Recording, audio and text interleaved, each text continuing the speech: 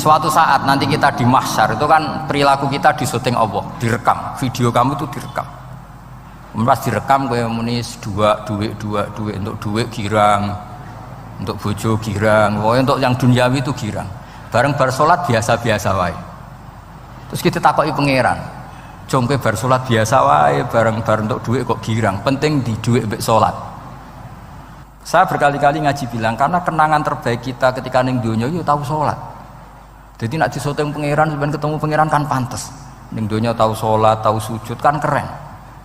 Dan itu dilakukan dengan keasikan yang luar biasa. Karena terus isin, aku jagungan mbek kanca sak jame betah, jagungan mbek apa 8 menit entuk 20 rakaat itu isin nak. Singkat cerita Imam Bukhari itu pede meriwayatkan hadis setelah banyak orang mimpi Rasulullah niku liwat ditututi Imam Bukhari. Iku fawwah ma akhta aqdamahu qadamai Rasulillah sallallahu alaihi wasallam. Terus delamaan yang pernah diinjek Rasulullah niku mautia aqdami Rasulillah sing nate diinjek qadami napa Rasulillah. Itu Imam Bukhari persis di situ. Akhirnya ulama tahu itu maknanya betapa persisnya beliau ketika meriwayatkan hadisnya Rasulullah sallallahu alaihi wasallam. Ada lagi orang mimpi niki teng kitab Fathul Bari. Imam Bukhari itu betul khirbah itu semacam peso kecil. Yadzubu anhu itu kalau ada orang melukai Nabi, dia yang bela-belain supaya orang itu tidak bisa melukai Nabi.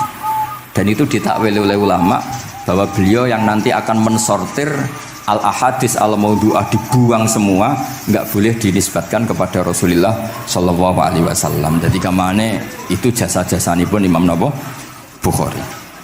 Terus ketika beliau mau kapundhut, terus Imam Bukhari ketika mau kapundhut itu tertib sekali. Saya banyak membuktikan baik secara bacaan maupun nyata. Orang-orang soleh itu kalau mau kapundhut itu tertib. Mulane sampai nak kapundhut aja selonang-selonang. Nak mati itu sing tertib, sing rapi lah, tertata. Kalau cerita sedikit, bapak kula niku selawase niku tiap tahun nilai kula teng Jogja. Ibu mboten pernah memamitkan saya sama ketua tempat kerja kula. Niku bapak tindak teng kene kula Jumadil Ula niku sak tak pamitno mbek kancamu, guru-gurumu, kanca-kanca kowe mulai ngenteni aku. Terus bapak Recep kapundhut. Mbah Mun juga gitu, saya menyaksikan sendiri mau kapundhut itu uang dititipkan ke Subab. Iki aku nak balekno, nak aku ora balik wis bagi dulur-dulurmu. Terus beliau di pesawat ngendikan Gus Yasin, "Tenan dosin aku tahlili." Terus ternyata di Mekah kapundhut. Itu contoh-contoh kapundhut yang tertib, beretika dan berperadaban. Nah Imam Ghazali luwih parah malih, parah kramate mboten parah masalahnya. Engko mbok potong dadi geger. Niku badhe kapundhut itu tuku kafan piyambak. Tuku kafan. Terus kanca-kanca sing perjalanan 3 hari karena dulu enggak ada pesawat. Ora ono WA. Niku diundang. Tolong dinongkas ning nggonku ya. Ketika beliau kapundhut itu orang yang perjalanan 3 hari enggak ada yang terlambat. Ditakoki, "Kenapa kamu enggak terlambat?" "Saya sudah diundang 3 hari yang lalu." Nanti aku tuku kafan terus badhe subuh salat terus piyambake cara Jawa nggih agak selonjor terus adike diceluk, "Ali ya bil kafni, aku jupukno kafanku." Terus diambung, terus beliau ngendikan alar ridho bil intiqal ila malikil mulki, pun kula ridho pindah teng alame jenengan Gusti, maksudnya kapundhut. Ya terus kapundhut. Jadi adike ora ribet tuku kafan, ora ribet tuku. Saiki ya ana persiapan tapi gaya-gayaan untuk kuburane wis digawe. Terus gaya mergo larang kawasane iku elit. Niku mboten keramat niku sembrono niku. Lah Imam Bukhari nggih ngoten badhe kapundhut tuh wali-wali angkatan beliau ku dipeni. Desane piyambake jenenge Khortanka, napa bacane Khortanak mboten ngerti. Pokoke kawasan Uzbek karena itu ejaan Soviet. Sauni-unimu lho waca Khortanka, cek Khortanak, cek apa ngono lho. Sing waca penting aja waca demaan karena tulisannya kok sik. Niku wali-wali ngipi ketemu Rasulullah teng pagar desa, teng pojok, teng pintu gerbang. Wali-wali tanya, "Ya Rasulullah, kenapa engkau di sini?" "Antaziru Muhammad bin Ismail." Aku ngenteni Muhammad bin Ismail. Apa tak jak bareng. Terus wali-wali ini tangi krungu kabar Imam Bukhari kapundhut. Nama beliau kan Muhammad bin Ismail. Jadi akhirnya wali-wali ngerti. Jadi ya badhe kapundhut iku ditunggoni Rasulullah sallallahu alaihi wasallam. Kula waca nggih, tak waca Arabe. Engko nak mboten paham nggih muni amin amin wis ngene. Mboten santai mawon sampean. Kula niki mumpung dadi wong saleh mergo nderekaken kersane Habib Bidin. Ya kadang saleh kadang ora, nek ora saleh ya istighfar wis gampang. Urusan mbek pangeran niku gampang. Ribet urusan mbek manusa. Terus yo sepuro yo cek kadang gremeng ya. Tapi ora usah kaget ya apike manusa kalah apik mbek pangeran. Pangeran wis Ghafur kok manusa kok Ghafur ketok yo ora lah wis biasa wae ngoten. Gampang urusan mbek pangeran ya. Ya cara kaidah fikih kan ngoten. Haqqullah mabniun alal musamaha. Urusan mbek pangeran iku gampang. Nah, urusan mbek manusa ruwet ya. Sing dawuhe ahli niku wis nderene. Niku fakta apa pengalaman ya? Pengalaman apa fakta? Pengalaman. Pengalaman. Niki kanca kula wali ahli di ahli Al-Habsyi. Nggih boten enten perkembangan mulai riyen mbek kula ya ora jelas ya. Nggih kula waca ya. Akhbarana Muhammad bin Makki sami'tu Abdul Wahid bin Adam at-Tawasis yaqul ra'aitu an-nabiyya sallallahu alaihi wasallam fi naumi wa ma'ahu jama'atun min ashabihi wa huwa waqifun fi mawdi'in fasallamtu alaihi faradda alayya salam faqultu ma wuqufuka huna ya Rasulullah qala antadhiru Muhammad bin Ismail falamma kana ba'da ayamin balaghani mautuh fanadhartu fa idzan huwa qad mata fi sa'ah allati ra'aitu fiha an-nabiyya sallallahu alaihi wasallam. Monggo nggih nak badhe kapundhut sing tertib nggih. Habib Ali bin Utsman kabari Habib Bidin ya Ali Al-Habsyi ya Muhammad kondo-kondo sik dadi saged takziah nggih. Dadi niki mboten niki ditiru nggih monggo, mboten nggih sae kersane mboten nyaingi Imam Bukhari. Lan kula kadang salah iku ya istighfar, tapi kadang-kadang ya biasa. Nah aku bener terus ora koyo Imam Bukhari, dadi ben salah sithik-sithik ora ben salah ya tetep salah, sementing gelem istighfar, gelem nak menawa iku dadi tawadhuke kita semua. Tapi yang jelas niku kula suwun kitab ini kitab barokah karena para habaib, para wali semuanya pakai kitab napa? Bukhari. Wau sing didhawaken teng dongane Habib Abu Bakar Segaf Kutub Gresik bahwa ya Allah kita mendengar hadis-hadis yang diriwayatkan Imam Bukhari dan semuanya mengarahkan kita tambah mahabbah kita li taatika untuk taat kepada jenengan. Saya beri contoh satu betapa hebatnya Rasulullah SAW untuk menjaga kenyamanan kita dengan Allah Ta'ala. Misalnya Sayyidul Istighfar yang tadi baru dibaca. Saya berkali-kali bilang mbek wong khusuk-khusuk sing berlebihan. Nah istighfar nuwangis kaya-kaya nasi pendekne mau dosa tok. Sale bar delok wong wedok ning pertolon nuwangis ora barbar. Oke itu bagus karena eling maksiate. Tapi seakan-akan sifati Allah yang ngasih dia maksiat dan hubungannya dengan Allah hanya ditakdir maksiat. Padahal Allah tadi ngasih dia sholat subuh, ngasih dia sholat duhur, ketemu habaib hormat, ketemu kiai hormat. Reputasi Allah yang baik ini enggak dihitung. Si dihitung salah ini. Sehingga terus dia akhirnya sumpah, nak keterusan itu akhirnya rondo, sama aja terus nol guys pokoknya. Tapi kalau Nabi ngajari kita tidak seperti itu. Sayyidul Istighfar di antara kata-katanya tetap Abu ulaka bi ni'matika alayya. Gusti apapun kula niki makili kita loh ya, tidak makili Kanjeng Nabi. Tentu kalimat itu dari Rasulullah. Tapi anggap saja yang baca kita. Ini penting dalam ilmu hadis. Ya Allah apapun salah saya wau kula teng terminal teng napa delok itu oke niku salah Gusti. Tapi kula ditakdir gak nganti zina. Kanggo wong biasa-biasa ngene iki ora nganti zina iku top. Tapi aja terus delok terus iki cerita wae. Dadi delok istighfar tapi ra nganti zina alhamdulillah. Bar delok tok ya istighfar tapi ra takok nomere iku alhamdulillah. Ora moto terus dikeloni ning kamar. Alhamdulillah. Artinya ada sisi nikmat lah. Wong rai pas-pasan wae kok saleh ngono kan top kowe. Ora top delok top ra nganti terus lho. Dan Quran membenarkan model ngono iku, maksudnya membenarkan itu dimaklumi. Dimaklumi iku artinya yo kelas-kelas ngono iku ayate intastanibu kabaira ma tunhauna anhu nukafir angkum sayatikum. Yo kelasé lagi ngono. Tapi maksud saya kowe kudu eling sisi abu ulaka bi ni'matika alayya. Ya Allah kula delok kok ora zina ya ora takok nomor. Alhamdulillah Gusti jenengan tesih ngreksa kula. Tapi kok terus wa abu ubi dzambi, tapi lha apa Gusti kula delok bareng nggih sepuro Gusti. Jadi artinya betapa Rasulullah itu ketika mengajari kita istighfar itu juga bersamaan dengan itu ikrar bahwa nikmat Allah aktsar wa aktsar. Bahwa sisi nikmat Allah itu jauh lebih besar. Makanya di Quran itu tidak ada hanya perintah istighfar, fasabbih bihamdi rabbika wastaghfiru, tetap ada bihamdi rabbik. Apapun kita ini masih masya Allah. Nah, barokahnya hadis-hadis seperti itu, belum hadis solusi. Rasulullah mboten nate dosa, tapi selalu ngasih solusi wong dosa. Wa atbi'is sayyi'atal hasanata tamhuha. Berarti bar delok wedok wayu sawangane kok dosa, golek rondo sing elek tuwek kei dhuwit. Mbah, wau kula badhe maksiat niki kafaroe. Engko amen didongakno kaya corona. Muga-muga panjang apa? Artinya itu mboten iki mboten, mungkin nak kula salah ben dikoreksi Habib Ali. Tapi Habib mun terlambat dadi sungkan mesti. Dadi niki cerita, jadi malah ikrare Habib Abu Bakar Segaf, dawu-dawu Nabi itu menginspirasi kita. Belum masalah adamul kunuti wal ya'si. Semua orang Islam seluruh dunia itu nggak ada yang putus asa. Meskipun ahlul ma'asi, ahlul kabair. Barokai hadis riwayat syafaati Rasulullah sallallahu alaihi wasallam. Coba kalau kita tidak dengar hadis syafaat, wong sing tahu dosa langsung fatalistik, sing tahu salah tahu fatalistik, sak donya iku ora ono sing wani iman. Perkarane kabeh gak ada salah. Tapi barokai syafaati Rasulullah sing diriwayatkan Al-Kutubus Sittah, sing diriwayatkan kitab-kitab sing muktabar. Akhirnya wong wani iman. Senajan to salah wis wani iman. Engko arep-arep syafaat Rasulullah sallallahu alaihi wasallam. Terus sing ra maca Bukhari soal tiap pidato sholawat salam kunjuk kanjeng Nabi Muhammad sallallahu alaihi wasallam. Engkang kita tenggo syafaate teng dina sing diarep-arep hubungane mbek Nabi dhewe jarang maca sholawat, sing penting nenggo syafaat.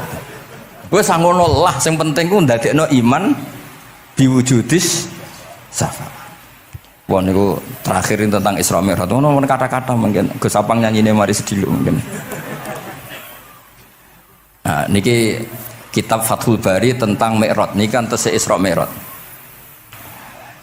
Dados nabi ku ya manusa ya, kadang-kadang ku ya rondok cara boleh dibahasakan ku rondok ra ikhlas. Dibahasano hasud kok kasaran ya ora pati ikhlas. Tapi ora ikhlase nabi niku barokah. Riyen kita tahu pertama wajib sholat ku 50. Nabi Ibrahim di langit ke-6, kila 7. Kalau ora roh persise urutane, mergo riwayate beda-beda, semene 6 ora semene 7. Mengko ya ora roh dhewe, pokoke nek ora 6 ya 7. Coba bantah kula. Akhirnya Nabi Ibrahim jenenge capek. Apa mat diceluk wong pancen bae. Dikan salat 50 rakaat. Mendel Nabi Ibrahim, ora biasa bantah. Bareng tok Nabi Musa bantah. Apa mat 50? Dekne asline bantah iku ora kok perkara piye? Asline iku gak krana sakake kita mboten. Rodok ngeprekno lah cara Jawa. Piye mat 50? Umatku sing gagah-gagah ra kuat apa meneh umat tem. Dadi asline iku yo rasake kita. Mulane kula rapati utang jasa asline di bab ini karena asline iku terusane inna ummataka la tutiku dzalik.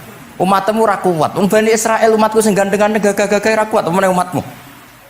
Padahal kita ya nyatane ra kuat tenan, tapi alhamdulillah. Singkat cerita terus rodok terjadi debat kecil. Kanjeng Nabi karena ahsanan nasi khalqau wa khuluqa. Nurut mawon. Matur ning pangeran Gusti khafif anni. Sampai pangeran disudo 5, berarti itu saya pinten? Matur nang Nabi Musa iki abot 45. Njaluk ringanan neh. Sampai akhirnya ping 9. Ping 9 berarti 5 ping 9 kalong pinten? 45. Lha ini sakjane Nabi Musa sae. 5 lah cek njaluk neh keringanan. Waduh anak sido. Niku pun ra sidono wajib salat. Tapi pertanyaane lha apa ada Mi'raj jebule ratu apa kan ngoten. Itu jasanya Nabi Musa, baru kayak protes niku 50 dadi pinten? Gangsa. Tapi itu sisi Nabi Musa. Tapi kalau niki cerita teng riwayat niki teng Fathul Bari kula waca mawon. Ketika Nabi Musa di langit ketiga atau keempat, ini kan dilangkai kanjeng Nabi. Dilangkai itu nangis. Nangis itu nangis protes. Ditakoki wae malaikat Jibril, kenapa kok nangis? Grutu itu gak adil iki. Cah wingi kok ngangkai makomku. Grutu wae. Akhire kanjeng Nabi takok, niku sinten? Iku Musa, nembe napa? Ya nembe grutu. Sing digrutoni sinten? Pangeran. Lah terus pangeran gak piye-piye, gak wis biasa aja. Mboten niku lho mboten gawe-gawe. Nek ora percaya sampean waca dhewe kitabe. Kok eja sithik-sithik. Terus lah kena apa? Ya mergo sampean luwih enom tapi nglangkai makome, rada ora trimo. Marane tabayun kan cara saiki tabayun dikonfirmasi. Kula waca mau narape, mungkin nek sing ra ngandel nggih ben ngandel, nek sing ra ngandel nggih ben ya ben goblok wong tak wacana kok ora ngandel.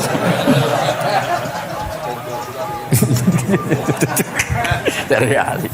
Kula waca mau narape, niki top tenan nih, wis romerat tenan nih. Teng kitab kula halaman 613 juz itu. Jadi sampean saged ngecek malih. Misalnya beda halaman nggih. Apa ya? Bab ya, babnya ya di bab. Bismillahirrahmanirrahim. Niki jelas sampean jarang maca iki. Apa ora tahu ya?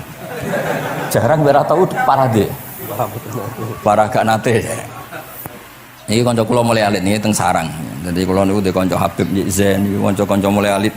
Alhamdulillah nganti tuwa ora ono perkembangan ya tetep kanca maksudnya ku. Ya sudah jadi kiai, nak masalah materi sudah tambah juga ya. Umat ya tambah akeh, tapi hubungan akrabnya tetep sepawancet. Engger ketemu ya pikirane ngopi, rokok. Nah, kalau sana perkembangan ya gak rokok ya termasuk. Tapi kalau cara fatwane Mbah Nafek salah. Rokok cara kowe apa, Hak? Misalnya ke darani haram, kowe sing salah. Ning dinggon barang haram diobong. Aduh, kelarang. Mboten nate menang. Ini seksine niki. Nah, kalau debat Mbah Nafek. Lah iya rokok itu haram, mulane dobo. Kowe nek ndirokok sitok terus mbok yakini haram, rak berarti jek ana terus barang haram. Tapi nek tak rokok kan tak ilangi. Berarti aku ngilangi haram. Mbah atau menang panjenengan. Ya, mana apa. Nah, kula skala tuwa nurut mawon.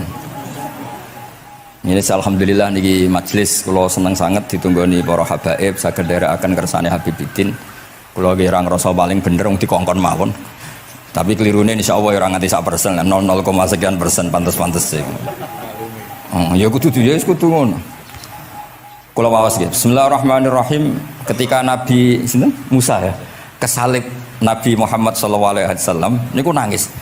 Terus lam azunna ahadan yurfa'u alayya. Saya itu tidak pernah mengira ada orang diangkat meninggi saya. Gak terima. Terus mergo napa? Yasumu banu Israil anni akramu 'ala Allah. Umatku wis kadung yakin nek saya ini yang terbaik kok dilangkai wong ku piye? Kaya kula misale sedarani wong alim alamah terus jebule keliru kalah mbek amang kan yo isin. Tapi burung amang putune Nabi mboten isin kula nek kalah mboten isin. Wis boten yakin boten isin. Apa isin kalah ya ora apa-apa. Tapi ini kan jaga imet kan. Misalnya kalau tengkeling terus Ali terus wono di kanca ya Bidin ini cerita lucu tenan ini kisah nyata. Jenenge Kiai Izzuddin Buntet itu top-top kiai di era itu. Dia santri niku tiang Cirebon asli Jakarta. Jenenge Budi. Ini kanca niku tak sebut jenenge wong cerita lucu.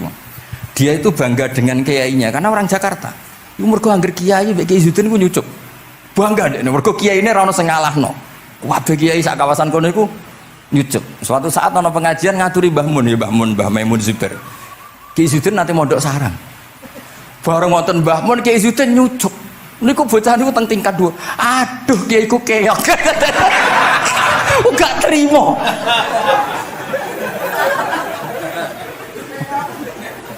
Karena dia ngukur menang kalah ini pakai nyucuk. Mulane kula tak biasakno nak mbek wong sepuh nyucuk, mbek ben tawaduk. Semoga kuwatirku nak ono wis ben santriku lah aduh Gus Mbak Ki aku wis akeh kelah, sementing tawaduk. Lho akhirnya cah niki niku badhe niku pamit boyong mondok teng sarang. Karena dia ada ingin punya kiai yang nyucuk. Dia oleh meneh aduh kiaiku keok. Niku kiai iki diceritani guyu ra barbar. Yus, dia aku kalah. Lagi Nabi Musa itu ya Nabi ya manusia. Bareng Nabi Muhammad ngelangkai makome. Ya Allah, lam azunna anna ahadan yurfa'u alayya. Mbok sampean maca yurfa'u, mbok yarfa'u wis boleh. Sauni-unimu lah. Sementing aja yurafi'u, aja yarfa'. Sauni-unimu lah. Enake apa? Diangkat sak dhuwurku apa? Apa ya sampean maca milih apa ya? Bebas ya? Apa ya nama macam? Yurfa'u. Wedi nek mergo ngarepe wong akeh mergo. Sakake kula maksudnya nak. Akhirnya terus ditanya sama malaikat Jibril, "Kenapa kira-kira gitu?" Wahu yaz'umu banu Israila anni akramu 'ala Allah wa hadza akramu 'ala Allah minni. Ini urusan nama umatku wis yakin saya ini nabi terbaik. Masalah kan cara image yo. Kaya wong elek pacaran terus kancane luwih ganteng kan ya mriyang kan. Mulane kabeh iku anggere pacaran mesti ngajak kancane sing luwih elek. Niku nak pengalaman. Masalah kan. Kaya ustad, nak ngiyai apa ngiyai ning desa-desa moh ngajak kancane sing luwih alim, masalah ya. Golek penderek sing wis ora apa-apa lah kira-kira. Kula termasuk ndek nyali, ngaji ngajak ya amang medal ngalim. Kula termasuk kiai ndek nyali. Mbon. Walau kana hadza wahda hana aliyya. Maksudnya nak aku kalah mbek Nabi Muhammad gak apa-apa lah, secara pribadi aku kalah gak apa-apa. Oke. Pancen iki sing dipilih aku kalah gak apa-apa. Walakin ma'ahu ummatuhu wa hum afdhalul umam indallah. Lho nak antar ketua kalah aku ora masalah, oke lah. Lho tekan sak umatku yo kalah, dadi gak trimo. Dadi wong ra trimo iku yo oleh sithik-sithik tapi Nabi Musa wae ora trimo. Terus walakin ma'ahu ummatuhu wa hum afdhalul umam indallah. Jadi sampean-sampean iki itu orang yang digugat Nabi Musa. Monggo di Fatihai kersane mboten gugat. Jadi nak pas kalah mbek Nabi Muhammad itu pun ikhlas ya, tapi bareng kalah mbek antar umat kalah niku gak trimo. Walakin ma'ahu ummatuh wa hum afdhalul umam indallah. Lah niki sing lucu qala Jibril hadza Musa wa may yu'atibu, kanjeng Nabi tanglet wa may yu'atibu, terus sing digumami sapa, sing digremi sapa? Qala yu'atibu rabbahu fika. Lho niki kula maca. Kok nak kurang marem tak seksine ya amang tak kon maca. Yu'atibu rabbahu fika. Qultu wa yarfa'u sautahu ala rabbi. Ning ngarepe pangeran ya wani pahpoh ngono gak mane cara Jawa iku. Qala inna waha qad arafa lahu khiddata. Pangeran biasa, nak ngomong ya rada keras ngene dadi pangeran wis biasa maklumi. Wa fi riwayatin innahu ya'rifu dzalika minhu.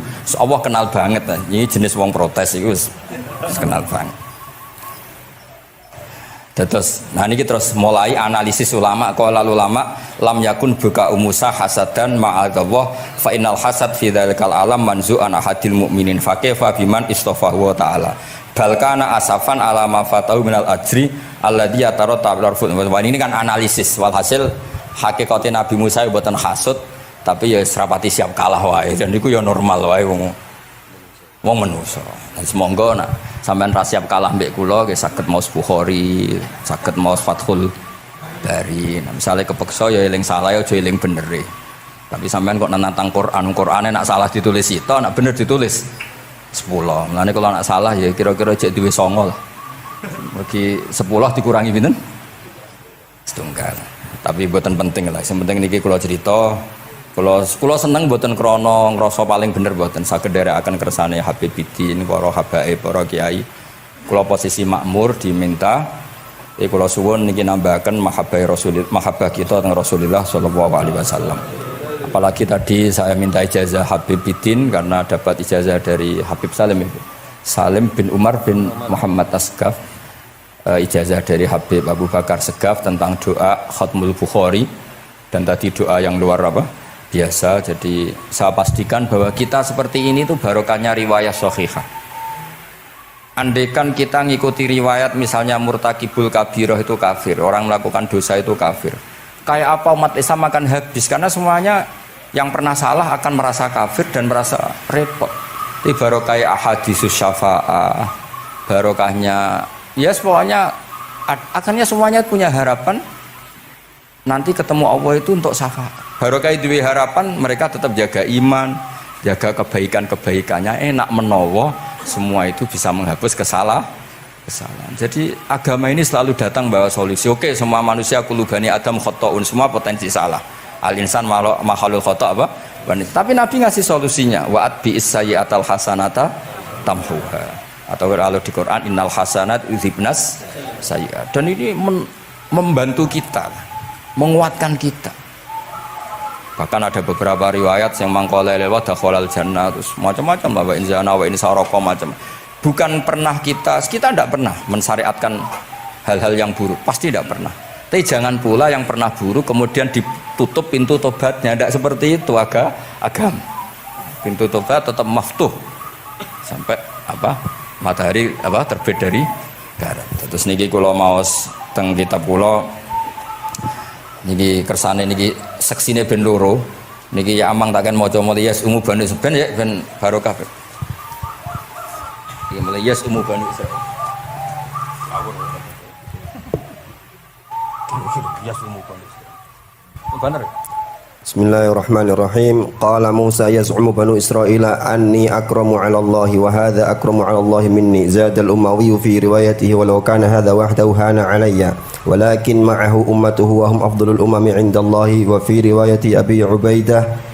Nah, terus ini yang Faqala Jibril hadha Musa qultu wa man yu'atibu qala yu'atibu rabbahu fika qultu wa yarfa'u sawtahu 'ala rabbih qala inna Allah قال إن الله قد عرف له حدته وفي حديث ابن مسعود عند الحارث وأبي يعلى والبزار وسمعت صوتا وتذمرا فسألت جبريل فقال هذا موسى قلت على من تذمره قال على ربه قلت على ربه قال إنه يعرف ذلك منه.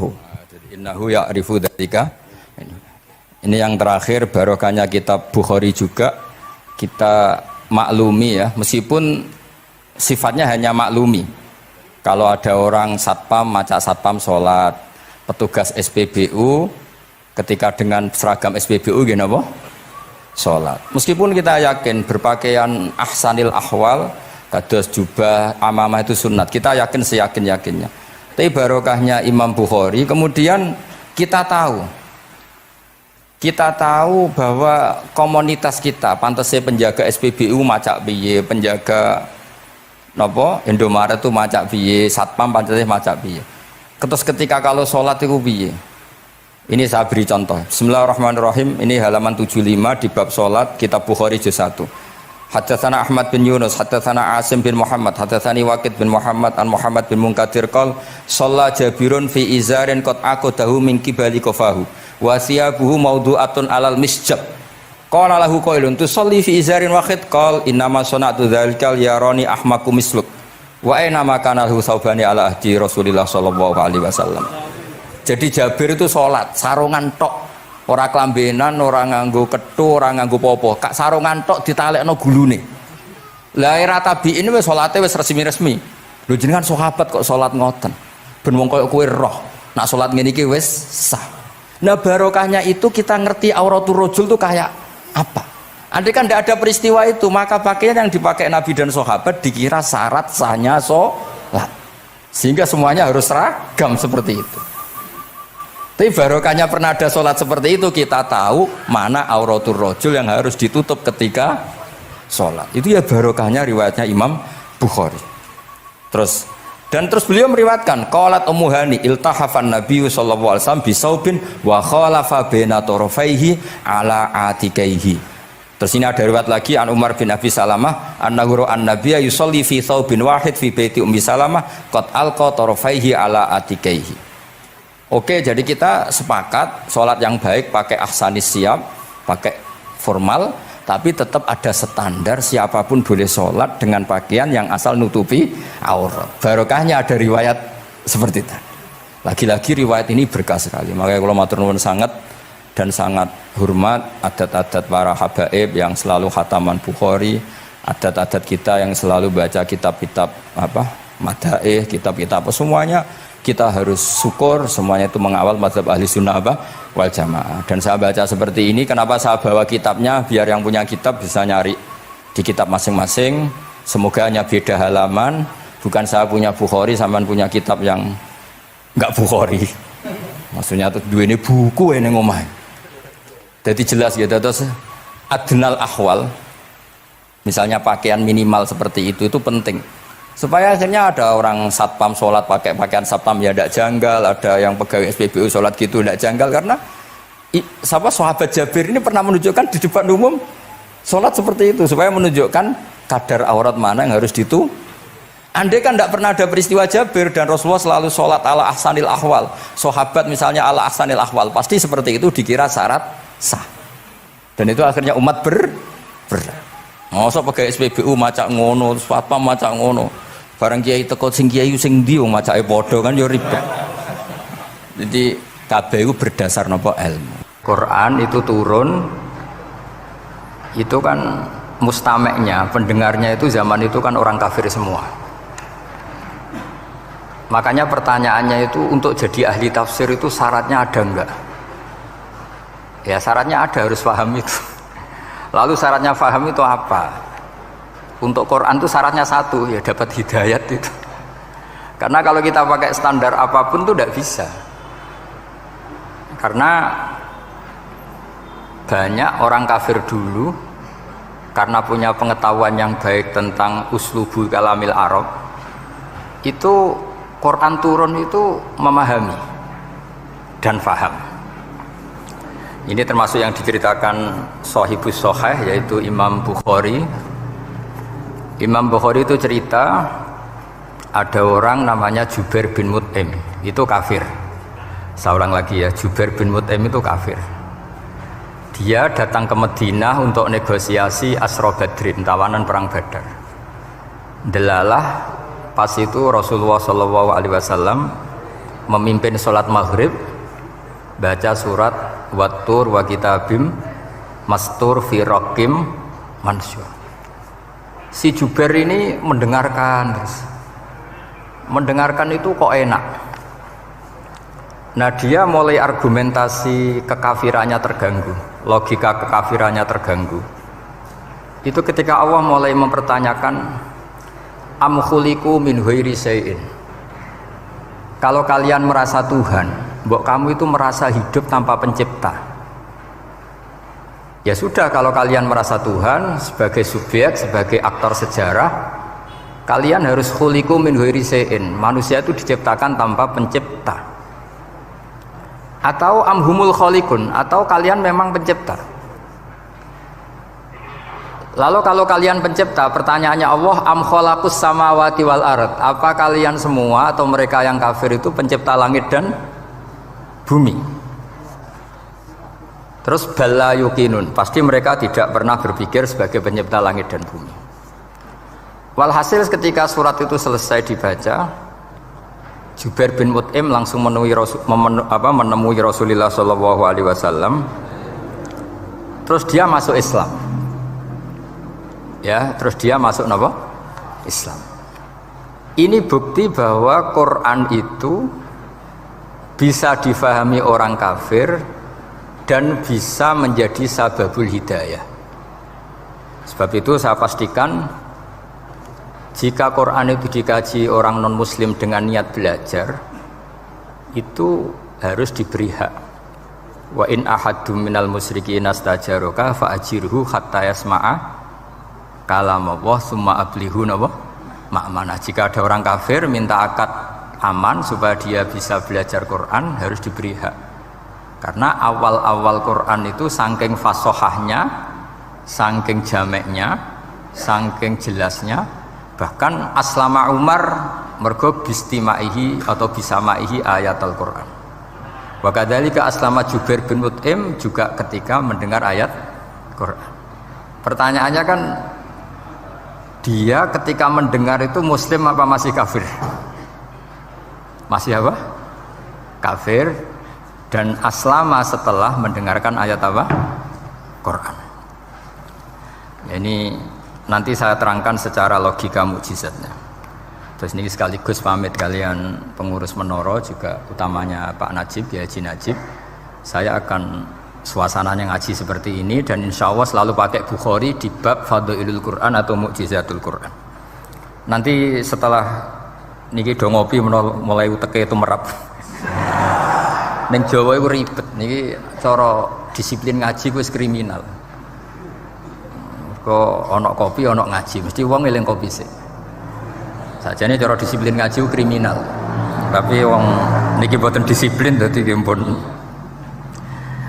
kula waca nggih. Bismillahirrahmanirrahim. Ini cerita Islamnya Jubair bin Mut'im. Ya, di Bukhari saya juz 3 halaman 193, kalau di Fathul Bari juz 9 halaman 583. Ini nanti ngaji sampai jam 3. Nanti jadi kalau jam 3 top. Pokoknya anggar ketoke sampean seneng nganti jam 3. Nah kita ora paham nggih seperempat jam. Nggih, haddatsana al-Humaydi, haddatsana Sufyan, qala nggih qala haddatsuni 'ani Zuhri an Muhammad bin Jubair bin Mut'im an abihi.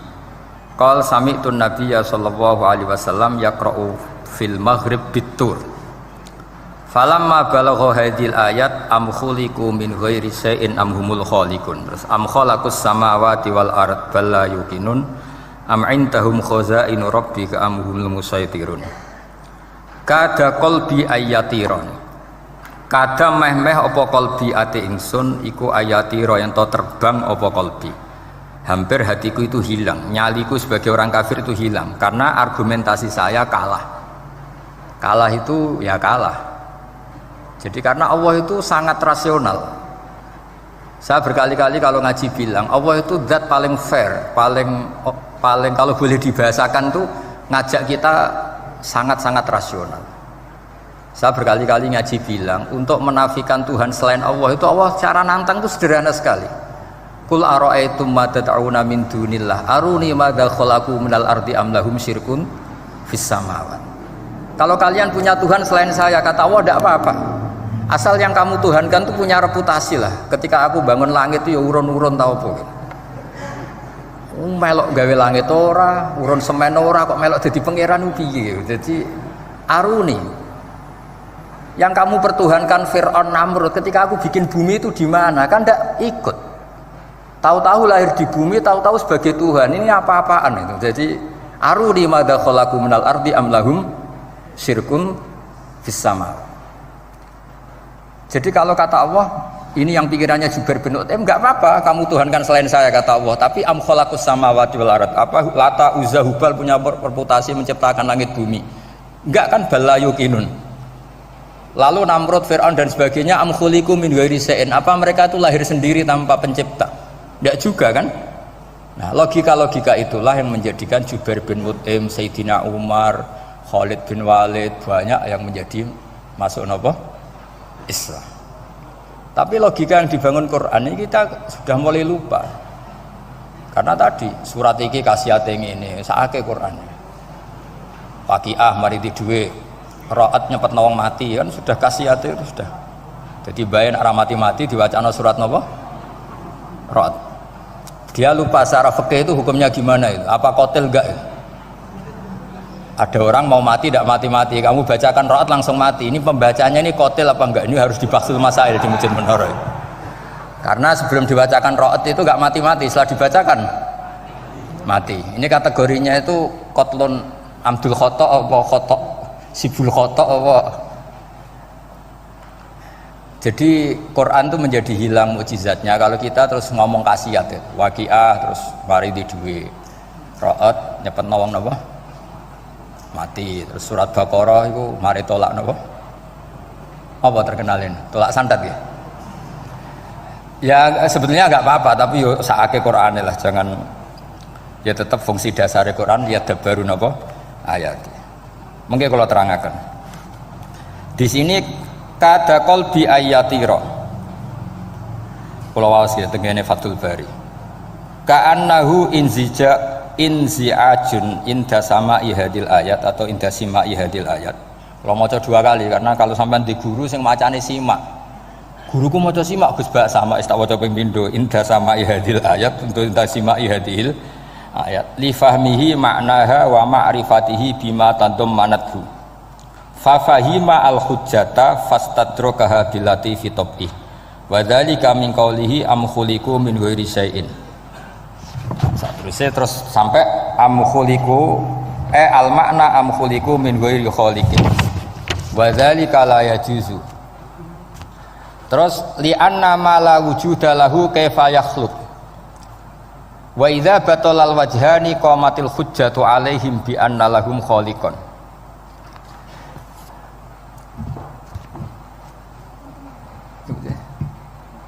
Wah, aneh-aneh. Dan di kegiatan ya biasanya. Lah semulang orang ngrungokno ora noto mix pokoke. Jadi Islam itu orang harus punya amilus sholihat. Jadi nak gak mulang yang ngrungokno, nak orang yang nonton apa? Islam itu gampang. Begini ya kalau terang nggih, mboten sing sampean kulino argumentasi Quran. Ketika Allah menafikan Tuhan selain dirinya, saya ulang lagi, ketika Allah ingin menafikan Tuhan selain dirinya, sebenarnya argumentasinya itu gampang sekali. Kita tahu di awal juz 6 misalnya qul ara'aitum ma tad'una min dunillah, ara'aitum di tafsir-tafsir akhbiruni. Coba saya kasih tahu ara'aitum bima'na napa? Akhbiruni. Coba kasih tahu saya. Kalau mereka itu Tuhan, apa reputasinya? Aruni, tunjukkan ke saya. Madza khalaqu minal ardi. Ketika aku menciptakan bumi itu mereka urun apa? Fir'aun lahir di bumi, Namrud di bumi, Nabi Isa di bumi. Semua yang kamu tuhankan lahir di bumi. Lalu ketika bumi diciptakan, kontribusi mereka itu apa? Mbok kalau yang merasa jadi Tuhan tuh mbok yo gawe lah urun gitu. Gampangane iku yo wong iku ana kualifikasine. Nek dadi kiai iku yo tau mutolaah. Tahu ngaji bafail macam-macam lah soalnya. Nak dadi wong sugih iku syaratnya ya diwarisan atau pekerja keras. Kan kabeh ono syarat. Mosok dadi pangeran tanpa kualifikasi. Dadi presiden yang menang di pemilu ini. Ini jadi Tuhan kok tidak punya reputasi aruni madza khalaqu minal ardi am lahum syirkun bis samawat. Kok jadi Tuhannya bumi ya reputasinya menciptakan bumi. Lah Jubair bin Mut'im itu orang kafir, saya ulang lagi orang kafir. Terus Allah membombardir dengan argumentasi am khalaqus samawati wal ard. Yang kamu tuhankan apa menciptakan langit bumi? Am khuliqu min ghairi syai'in, apa yang kamu tuhankan itu wujud begitu saja tanpa pencipta. Wos pokoknya dibombardir gitu. Sampai beliau tidak kuat akhirnya matur Rasulullah asyhadu alla ilaha illallah wa annaka rasulullah. Jadi dulu itu mukjizatnya Quran itu orang kafir saja tahu. Saking dahsyatnya, logika yang dibangun itu saking dahsyatnya. Dan itu murni argumentasi ilmiah, bukan jimat, mboten. Terus diwaca sakmene ambek poso, iku mboten enten ngoten riyen. Ya pokoknya memang ilmiah. Saya punya sekian contoh. Sampean boleh nggak percaya, tapi kebangetan ora percaya. Dulu di antara sifatnya Rasulullah, saya sering ya kadang-kadang ya kepengen emosi lah, wong dikandani pangeran kok angel ra karuan. Tapi dulu para nabi itu disifati Allah qad ja'atkum bayyinatum mir rabbikum. Orang-orang kafir dulu disalahkan Allah karena sudah ada bayinah. Bayinah itu kebenaran yang ketok welo-welo, begitu jelas. Sehingga Allah ketika mensifati kekasihnya yaitu Rasulullah SAW, itu status yang ditonjolkan Allah itu apa? Lam yakunil ladzina kafaru min ahlil kitab wal musyrikin munfakina hatta ta'tiyahumul bayinah. Itu siapa? Rasulun minallah yatslu suhufam mutahharah. Orang kafir yang ngotot terhadap kekafirannya, baik ahli kitab maupun orang musyrik, itu tidak akan tercerabut dari akar kekafiran sehingga datanglah bayinah. Bayinah itu kejelasan yang benar welo-welo. Siapa itu? Rasulun minallah yatslu suhufam. Nah, benar welo-welo itu karena argumentasinya dibenturkan. Saya ulang lagi, dibenturkan. Saya beri sekian contoh argumentasi yang dibenturkan. Saya berkali-kali cerita kalau ngaji. Lama sekali, ya saya ulang lagi, lama sekali cara berpikir orang kafir, entah kafir Cina, entah kafir Quraisy itu sama. Di mana-mana Tuhan itu penyelesai problem. Pikiran mereka, kalau problem itu banyak ya Tuhannya harus banyak. Makanya ada dewa petir, dewa dewi keberuntungan, macam-macam. Di orang kafir jahiliyah juga sama. Ini Tuhan spesialis hujan, ini Tuhan apa, sesuai fungsinya. Sehingga ketika Rasulullah itu datang membawa konsep satu Tuhan, mereka protes. Disebut aja'alal alihata ilahau wahida inna hadza la syai'un ujab. Masa Tuhan satu padahal problem kita ini banyak. Inna hadza la syai'un ujab, ini aneh. Tapi Nabi secara telaten adu argumentasi. Kalau kamu sebagai pembantu, sebagai budak, lalu majikan Anda banyak, semuanya punya perintah yang beda-beda, kamu suka apa enggak? Ya tidak suka Muhammad. Enak mana majikan banyak sama majikan satu? Ya enak satu. Tuhan kamu itu majikan kamu. Kalau Tuhan kamu majikan kamu, kalau Tuhannya banyak, perintahnya beda-beda, habis kamu. Ya sudah amat, Tuhannya satu saja. Itu namanya bayinah. Bayinah itu argumentasi yang enggak terbantahkan. Itu yang disebut hatta ta'tiyahumul, itu disebut daraba wa mathalar rajulan fihi syuraka mutasyakisuna wa rajulan salamal lirajul hal yastawiyani masalah alhamdulillah. Jadi ketika mereka dijak argumentasi, oke mat, kalau majikan banyak itu gak enak, enak majikan satu. Wa rabbukum sayyidukum, Tuhan kamu itu majikan kamu, maka enak satu. Oke Muhammad, kita terima konsep itu. Alhamdulillah akhirnya mereka Islam. Nah sekarang enggak, berjuang ngamuk ya. Dijak logika itu rapati gelem. Nah, begitu juga tentang syirik. Saya berkali-kali kalau ngaji cerita, saya sebagai manusia mungkin atas nama hati saya sering tidak ikhlas, tapi atas nama ilmu itu saya ikhlas terus, nggak pernah ada ikhlas atas nama ilmu. Saya beri contoh, sampai aku pengen ikhlas permanen, meskipun aku sepotonganmu ya ikhlas, tapi ini latihan, jenenge latihan. Nah ini saya beri contoh, nanti setelah pulang ngaji ini pasti ikhlas, secara ilmu paling enggak. Ya saya ulang lagi secara, nah hati segera roh hati banyak kepentingan lah jenenge hati. Lama sekali kita ikhlas mengatakan ini putih, ya kan? Kertas ini putih apa hitam? Putih. Kamu ikhlas gak? Ikhlas kan? Gak ada yang bayar kan? Kamu mengatakan putih kan gak tak bayar. Terus peci saya ini orang pasti sepakat ini hitam. Dan lama sekali orang mengatakan ini hitam, tanpa ada yang gaji. Nah kenapa kita ikhlas? Karena memang faktanya ini putih, sehingga kita katakan putih. Peci hitam, faktanya juga hitam, sehingga kita katakan. Pertanyaannya, kenapa ketika Allah kamu katakan Tuhan, kamu udah ikhlas? Padahal kamu mengatakan ini putih-putih, gak ada yang gaji juga mau. Alasannya apa? Karena ini fakta. Gimana? Sekarang Allah Tuhan itu fakta apa enggak? Fakta. Loh kenapa untuk mengatakan Allah Tuhan kamu nunggu opah? Loh itu ngawur tau cara ilmu. Boten ngawur boten. Ngawur kan? Harusnya kalau mengatakan fakta itu yang ikhlas. Putih kita katakan putih, hitam kita katakan hitam, meskipun nggak ada yang bayar. Nah itu ilmu. Maka kalau kita dengan ilmu nyembah Allah mesti ikhlas. Ya Allah memang kau Tuhan ya tak sembah. Atas nama ilmu loh, saya ulang lagi, atas nama. Tapi kalau atas nama hati, Gusti nggih nyembah lah, Gusti nyuwun opah lah. Kalau ini kan maksudnya ku yo piye, jadi ribet.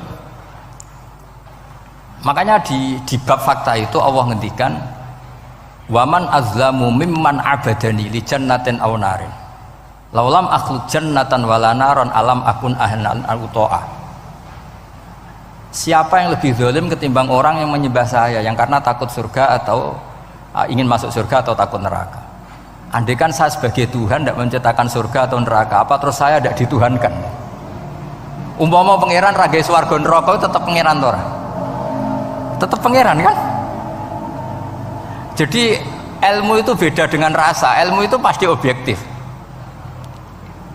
Nah dulu saya ulang lagi, orang kafir itu dijak begitu itu mau, sehingga ketika mereka Islam hari pertama saat itu juga langsung ikhlas karena logikanya permanen. Saya beri contoh ya. Orang kafir itu kan pernah nganggap fungsi Lata, Uzza, Hubal, Manat itu setingkat sama Allah. Padahal mereka adalah, oleh mereka dianggap syarik, dianggap setara, dianggap mitra, dianggap sederajat dengan Allah. Sehingga mereka diceritakan Allah balhum qaumu ya'dilun, mereka komunitas kaum yang menyamakan selain Allah dengan Allah. Padahal gak mungkin kan, selain Allah setara dengan Allah kan gak mungkin. Wiku dulu lan nerangno kangelane sak pole. Cara gurune kuwi. Tapi gurune Kanjeng Nabi Muhammad sallallahu alaihi wasallam. Iku nerangkan sekali itu orang kafir paham semua dan semuanya masuk Islam. Itu hebatnya bayinah hatta ta'tiyahumul bayin. Nabi cara nerangkan diajari Allah begini. Misalnya saya kerja keras, kemudian beli Innova. Ya atau adol warisan beli Innova. Kemungkinannya kan kerja keras atau warisan. Utawa ngerayu mertua kelar tuku Innova, kemungkinan itu sing rodok dake itu jalur pintas ngerayu mertua lewat bojone maksudnya, semacam-macam lah. Apapun itu ciri khas pemilik itu nggak ingin orang lain itu setara dengan dia. Kue kerja keras nabung puluhan tahun beli Innova, kemudian teman kamu udah ikut beli, cara menguasai Innova itu sama dengan kamu. Nak nyiler atau pamit atau bensin ini sok enak ide. Kue mangkel gak kira-kira? Kamu punya rumah, sono wong mlebu slonang-slonong kayak pemilik, kamu mangkel tak? Mangkel. Nah, Allah cara membuat tamsil itu ya begitu. halakum mimma malakat aymanukum min syuraka'a fi ma razaqnakum fa antum fihi sawa takhafunahum ka khifatikum anfusakum. Coba kalau kamu punya barang, kata Allah, kamu punya barang, punya sesuatu dan itu milik kamu karena kamu yang beli. Kemudian ada orang lain yang cara memilikinya sama dengan kamu, mau nggak kamu seperti itu? Ya tidak mau Muhammad, ini milik saya kok ada orang lain yang merasa setara dengan saya, tidak mau saya. Kalau orang lain mau pinjem ya harus ngemis-ngemis lah, harus dodok-dodok. Ya seperti itu Allah itu bumi itu yang menciptakan Allah sendiri. Kemudian kamu menyertakan orang yang tidak ikut menciptakan setara dengan Allah, ini apa-apaan? Oke mat, kalau gitu Allah la syarikalah. Jadi itu tamsil apa? Saya ulang lagi ya, kalau kamu beli Innova, mau nggak ada orang lain yang cara menguasai Innova itu setara dengan kamu? Mau nggak? Nggak mau kan? Bahkan istri saja nak nganggo kudu pamit. Nak lagi nengan, arawan nengan ya oleh. Tapi apapun itu kan tetap saja harus pamit, harus prosedur. Namanya ndak ikut punya. Nah itu kemampuan ini yang mulai hilang di umat Rasulullah. Jadi Nabi itu punya fatona. Fatona itu kecerdasan untuk memberi penjelasan. Disebut orang kafir itu tidak akan infikak, tercerabut dari cara berpikir mereka, munfakin hatta ta'tiyahumul. La bayina itu siapa? Rasulun minallah yatlu suhufam mutahhar. Jadi Nabi itu kalau memberi penjelasan itu gampang sekali. Baik itu penjelasan akidah maupun penjelasan fikih. Dulu di Medina itu abkhosun nasi kailan. Orang Madinah itu orang paling curang kalau dagang dulu sebelum Rasulullah datang.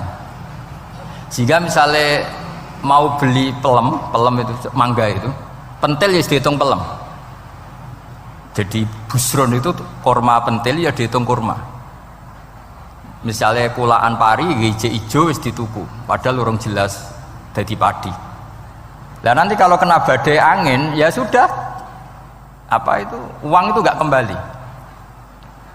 Ketika Rasulullah datang, Nabi mau tanya, "Cung tuku apa?" Tumbas pelem. Sekarang satu pohon pelem dituku 2 juta, itu rego pelem tak rego pentil. Mbak sampean jawab ya? Pentil kan gak ono regane, sakmene gitu.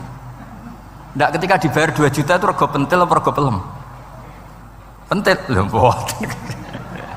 Ketika pentil sakmene dituku 2 juta satu pohon itu rego pelem atau rego pentil? Pelem kan? Sekarang faktanya pentil apa pelem? Pentil. Makanya Nabi terus tanya, "Qul ara'aitum in mana'allahu as-samrah fabima yastakhilu ahadukum mala akhi." Banyak tak apa loh hadis-hadis. Andai kan nanti pentil ini kena angin, kemudian 2 juta itu bayari apa coba? Diarani bayari pelem rantuk pelem, dibayari pentil kok regane 2 juta, dipangan yo ora kena.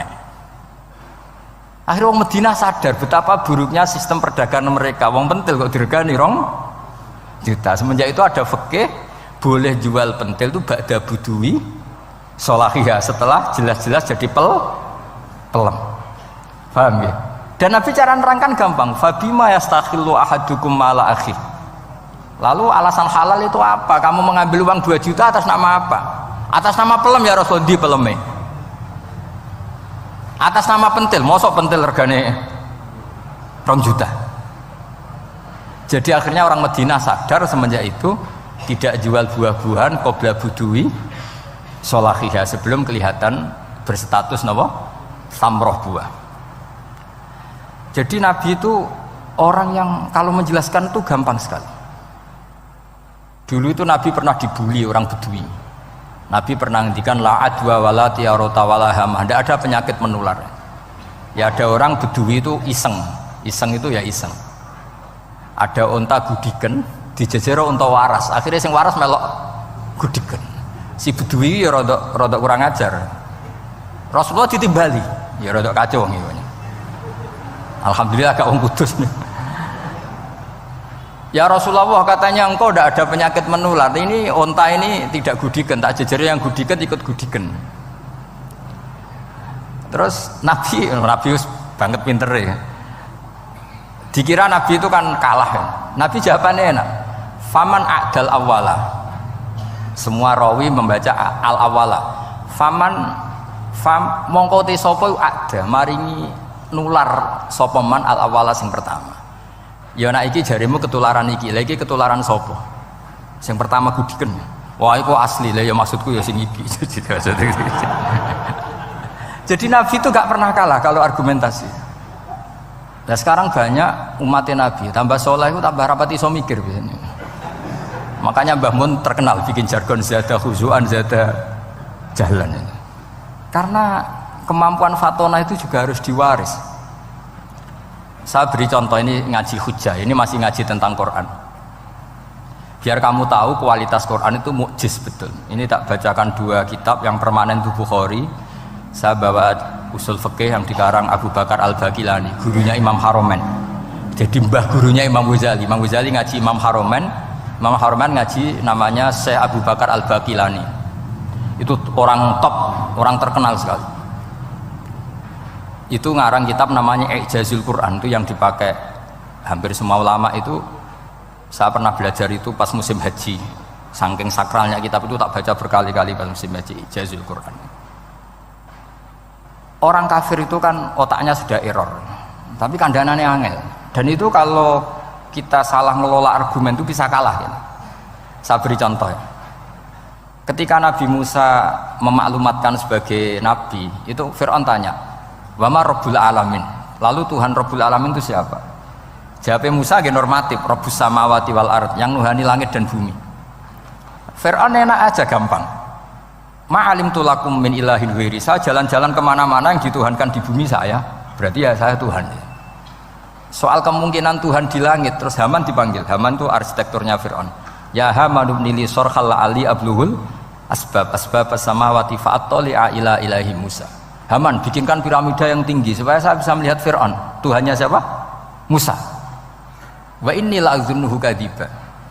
Diulang beberapa ayat. Ada yang wa inni la'adzunuhu minal kadzibin, itu ada beberapa ayat malah. Musa kan kaget. Oh ini nak piramida dadi Fir'aun munggah mesti ra roh pangeran. Wong sing aku nabi ora tau roh langsung apa santri ta barang ora roh. Ini kan Fir'aun, Musa akhirnya bingung. Jadi misalnya munggah tenan mesti ra roh Allah. Padahal kata Musa, kata siapa Fir'aun? Ibnili sorkhal ali abluhul asbab samawati fa'attali'a ila ilahi Musa. Kemudian saya bisa melihat Tuhannya siapa? Musa. Wah jare Musa, wah prono iki nak munggah tenan tetep ra roh Allah, jare Allah gak ono. Wong Firaun wis kadung geblek. Angger gak roh berarti gak ono. Apa yang dilakukan Nabi Musa? Beralih argumen. Saya ulang lagi, beralih argumen. Ya sudah, definisinya tidak seperti itu. Tuhan definisinya tak rubah. Rabbukum wa rabbu abaikumul awalin. Saya mengerani buyutem. Wah, itu langsung sak majelis separuh itu iman. Wah, ini nak Fir'aun pangeran, buyut-buyutnya ra ono pangeran. Karena pangerannya datang terlambat. Ini aneh, pangeran dhisik buyute piye? Wong buyute ra pangeran kok putune pangeran. Akhirnya Fir'aun langsung cara Jawa asemane wah entek. Nah, makanya kalau Syekh Nawawi ngendikan, kalau debat kok wis muring-muring wis ra ilmiah. Makanya terus Fir'aun la as'alannaka minal masjunin, tak penjara gue. Dia sudah ada ilmiah lagi. Ketika Rabbus samawati wal ardi, Fir'aun masih berusaha ilmiah. Saya kemana-mana dituhankan fil ardi, maksudnya di bumi. Soal kemungkinan di langit, saya nanti bikin bangunan, mau lihat Tuhanmu Musa. Tapi ketika dipojokkan dengan Rabbukum wa rabbu abaikumul awalin, yang nuhani nenek moyang kamu, entek Fir'aun. Waduh, aku di bapak di mbah, mbahku ora pangeran kok putune pangeran. Berarti mbahku tanpa apa? Pangeran. Wah ribet iki. Penjara Musa. Jadi emosi dia karena sudah enggak bisa debat. Jadi semua nabi itu ciri khasnya itu punya kemampuan argumentatif. Makanya nabi itu harus fatona, harus punya kecerdasan. Dan itu juga yang dilakukan Quran ketika nafyu uluhiyati ghairillah, ketika menafikan bahwa selain Allah itu pasti tidak Tuhan.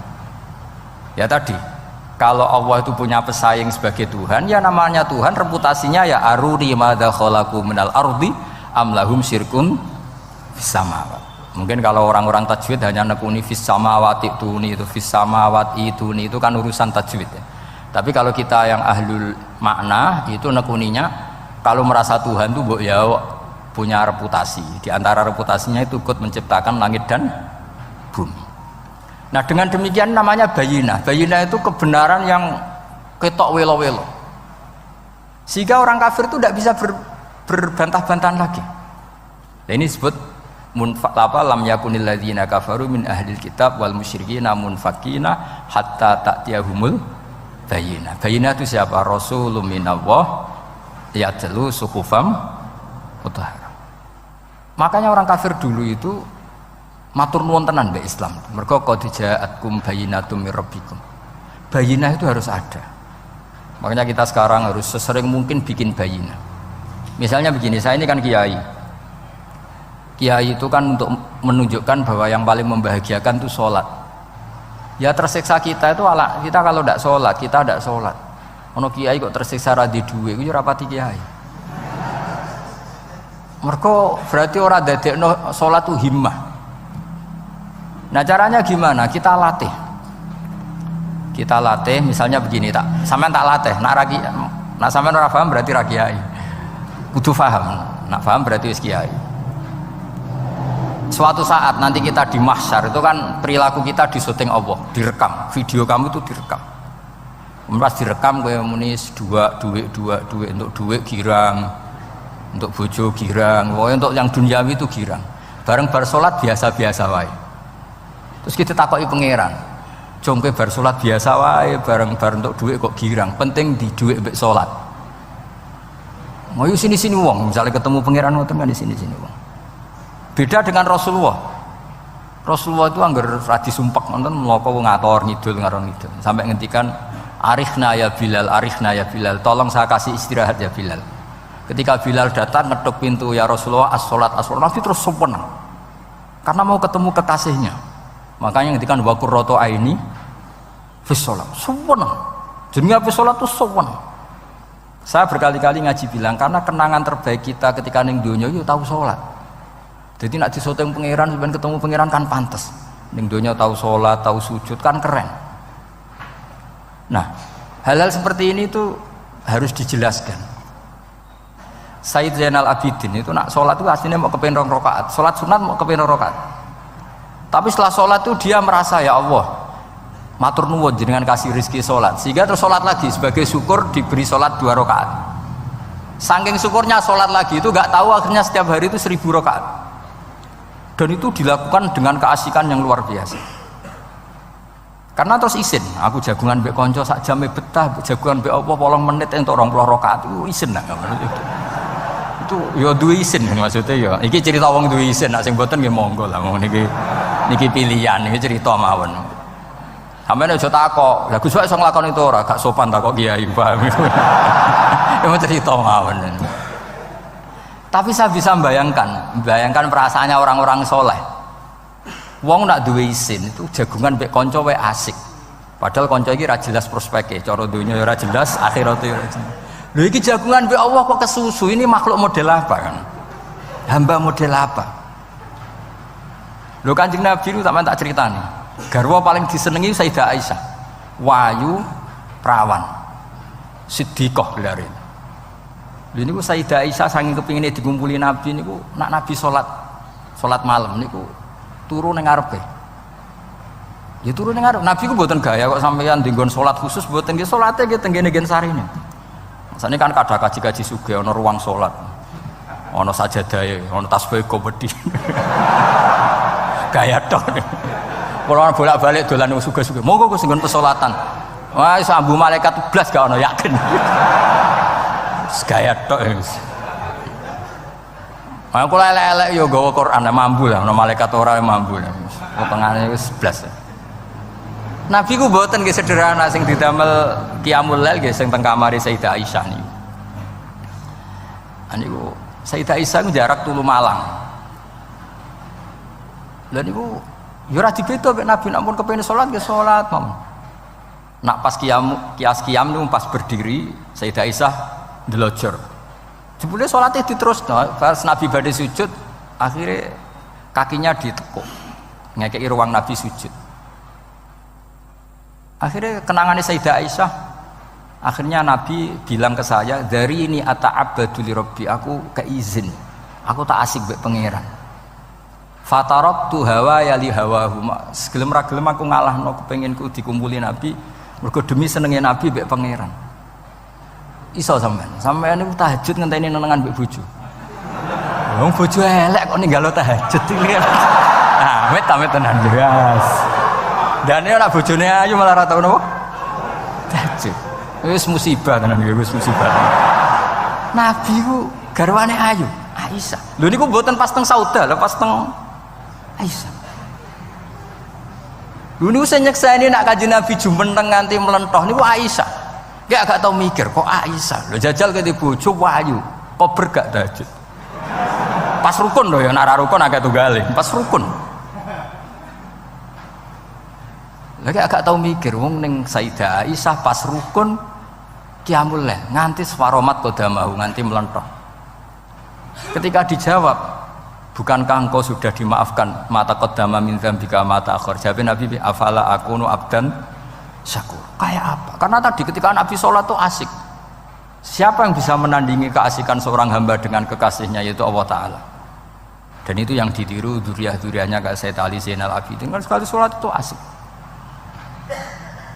Makanya ada wali ditanya, kamu masuk surga, Gusti wonten sholat boten teng swarga. Nak boten saduk boten usah jadi.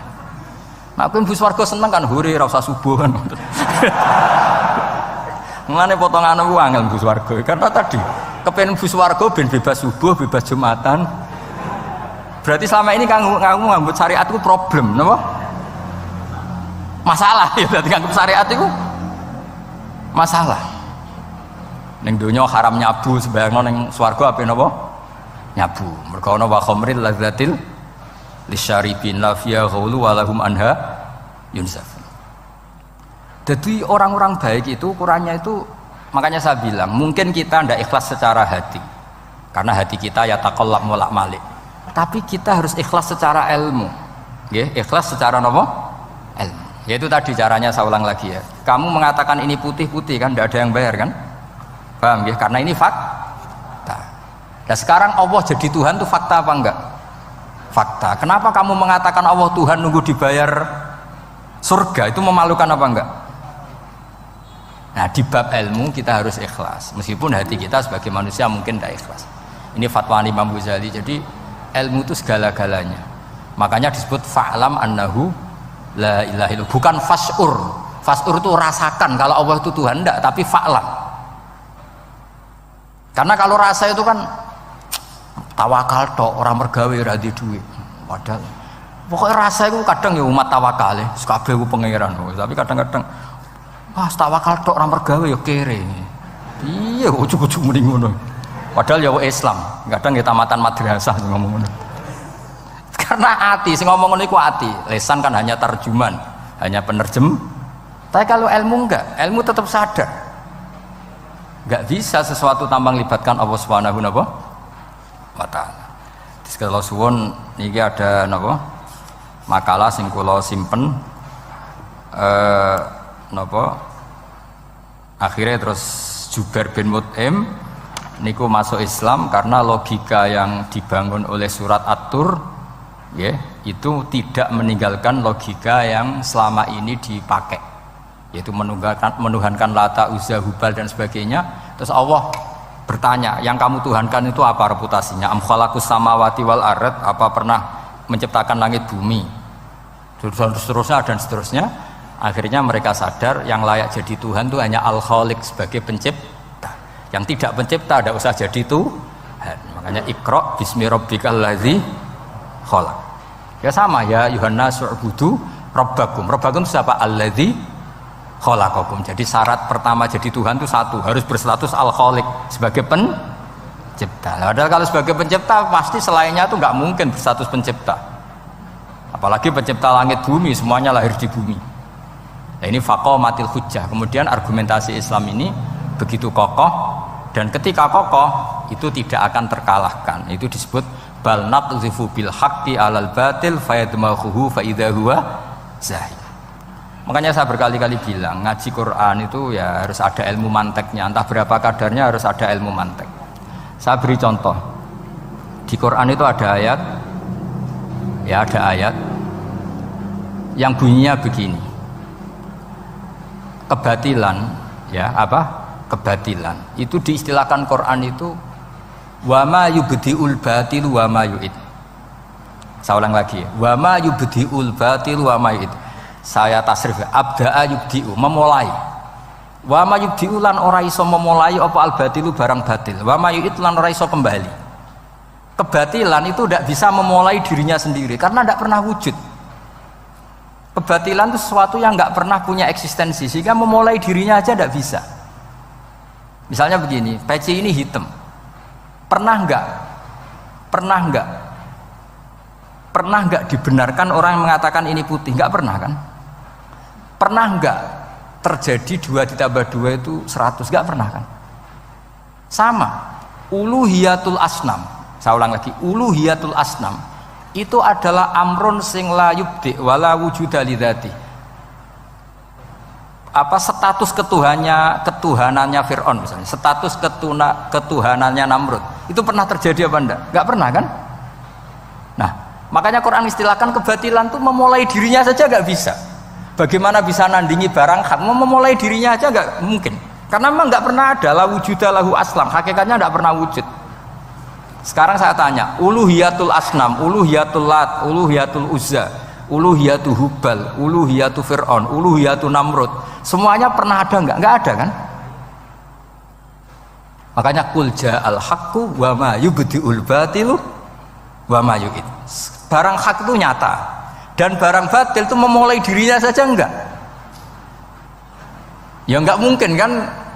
Pernah enggak Fir'aun jadi Tuhan terus dibatalkan Musa? Dari awal ya memang enggak Tuhan, cuma dia agak ngerti kalau enggak Tuhan itu saja kan. Tapi dari awal Fir'aun kan enggak pernah Tuhan. Makanya sekali kul ja'al haqqu mesti wazahaqal batil, karena batil ini la wujuda lidzatih, batil ini enggak pernah wujud. Lah logika gini harus dibaca dengan mantek. Caranya gimana? Kita harus belajar ilmu logika. Ilmu logika itu begini, kata Fathul Bari, hadhil makhlukot, ini kan langit bumi kadung maujud. Kamu bilang bumi ini ada, ya di mana-mana barang ada itu penyebabnya ya sesuatu yang ada. Makanya ilmu tauhid ngajari kita, pertama sifatnya Allah kita sebut wujud, karena hadhil maujudat mesti khalaqul maujud, masa hadhil maujudat. Makanya kata kita Fathul Bari itu, kenapa Quran itu tidak pernah ngeritik orang ateis? Yang dikritik itu kesalahan Yahudi, kesalahan Nasrani, tidak pernah ngeritik orang ateis. Kata Imam Fathul Bari, idlamu qawamata itu tidak imbang, us terlalu gak masuk akal, jadi gak dianggap pemain. Lah wong misalnya terus wong kok debat mbek wong ini, bumi ku wujud ora? Ya wujud, sing gawe gak wujud. Bumi ana ta ora ana, sing gawe ora ana. Kan ngajak goblok bareng kan. Maksudnya ku nak goblok ya dikira-kira lah, maksudnya ku nak lumayan kan, misalnya zaman kita mungkin wong Jawa kuno, bumi ku wujud, sing gawe apa? Bae. Kan lumayan, pokoknya sing penting ku ana sing gawe sel. Soal kok sing gawe rada keliru kok dibenerno lah, tapi ana sing gawe sen. Iki ora. Barang wujud penyebabnya itu tidak. Berarti adamun yakhluqu maujudan, barang ra ana tapi nyiptakno sing wong darani ra ana iku mesti ra duwe ngefek apa kok darani. Itu aneh kan, sesuatu yang enggak ada menciptakan yang ada. Nah beda dengan agama yang lain, meskipun menyebut Tuhan itu 3 atau menyebut Tuhan itu salah, tapi kan menyebut wujud. Lah iku ana lumayan nih, karek beneri sithik lah. Lah Islam lagi datang wujud sing pencipta itu jenenge Allah Subhanahu wa taala. Akhirnya sing darani liya-liyane kon ikut darani ku Allah taala.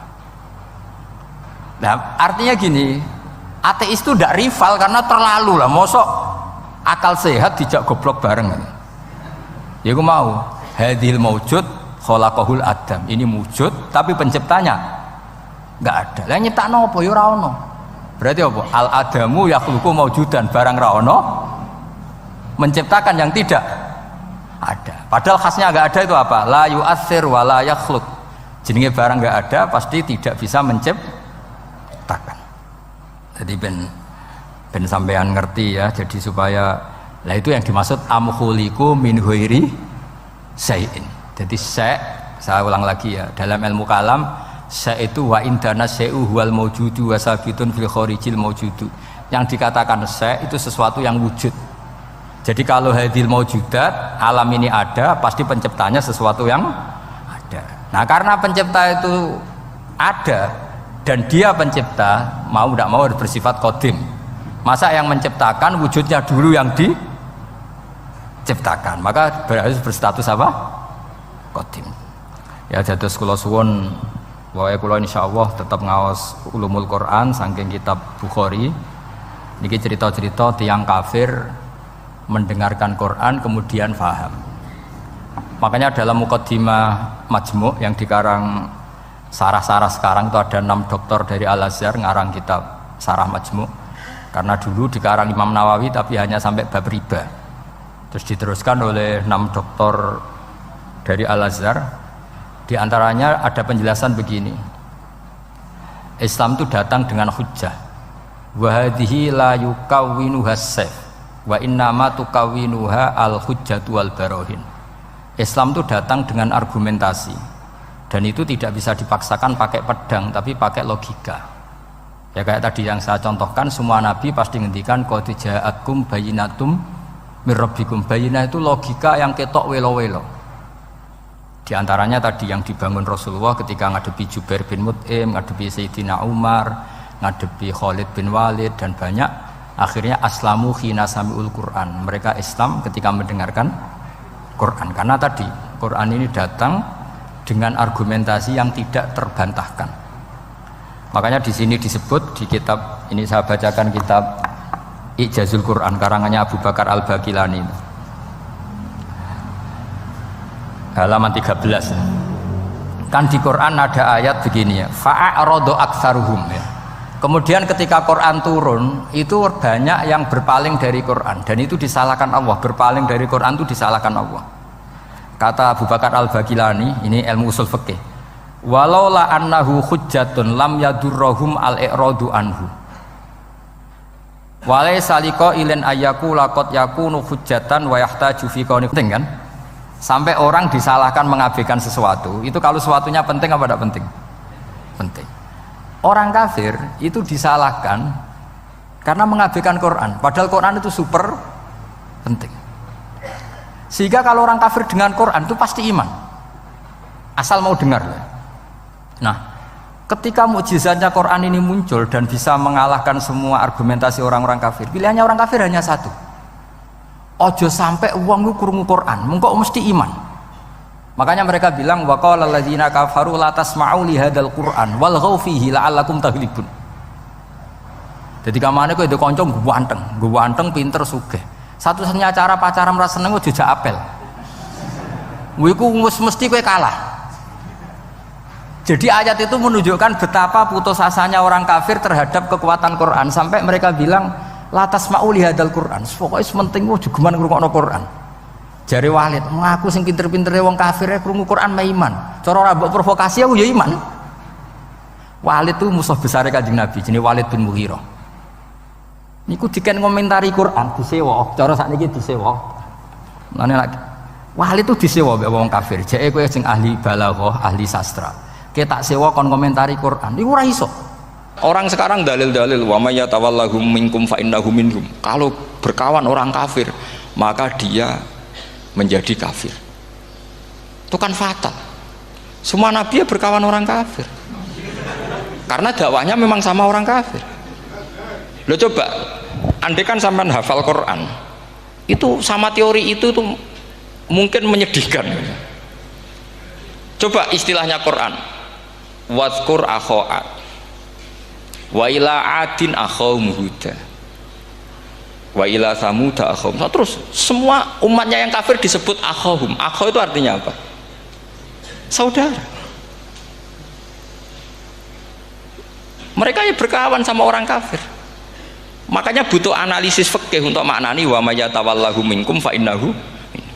Setelah dianalisis fikih, ternyata semua nabi diistilahkan wa ila madyan akhahum syuaiba wa ila adin akhahum huda. Akhaw itu artinya apa? Saudara. Kalau sama tanya, lalu logikanya gimana? Kata kitab-kitab kan wa in kana dasarin fajanibhu suratan, kalau ada teman buruk jauhi. Kalau teman baik temani. Kalau cara usul fikih gampang. Kancanan maling dosa, wong kok kancane maling. Tapi nak dakwai maling. Apik kan? Aku ora ngancani kok dakwai dandani, selesai kan? Ngancani maling elek, nak dakwai maling. Apik. Demenan berodo elek, nak didik apik kan, itu seperti itu.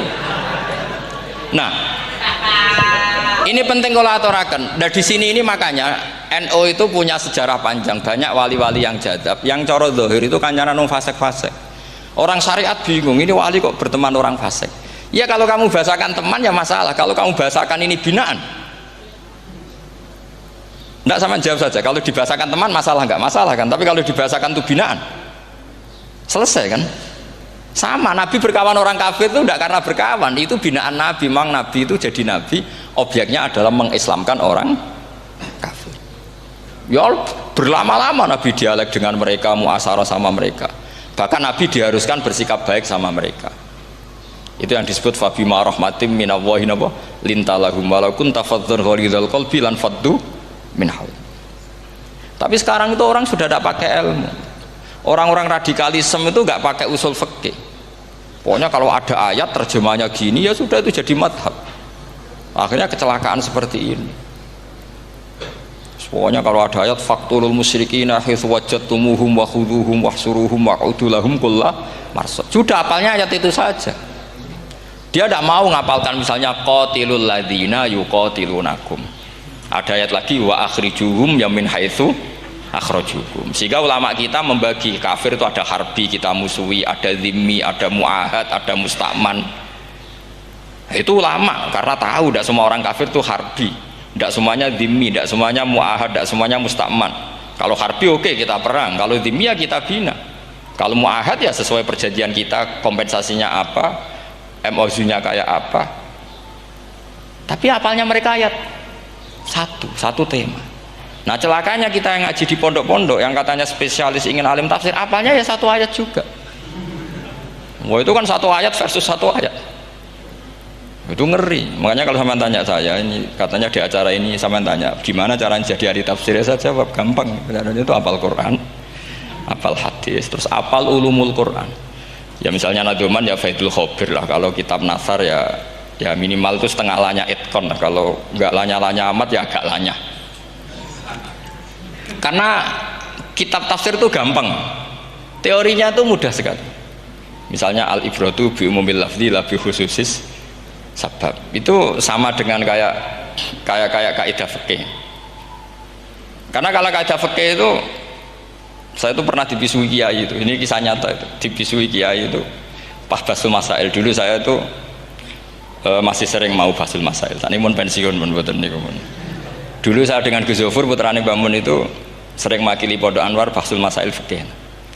Tapi tidak tahu ceritanya Gus Zofur jadi dokter tafsir, saya juga kok tahu-tahu menekuni tafsir. Lama-lama orang itu lupa status saya yang fakih ya. Makanya saya itu ya kadang eman gitu karena ini status penting juga. Tapi status fikih itu kadang memang menyesatkan.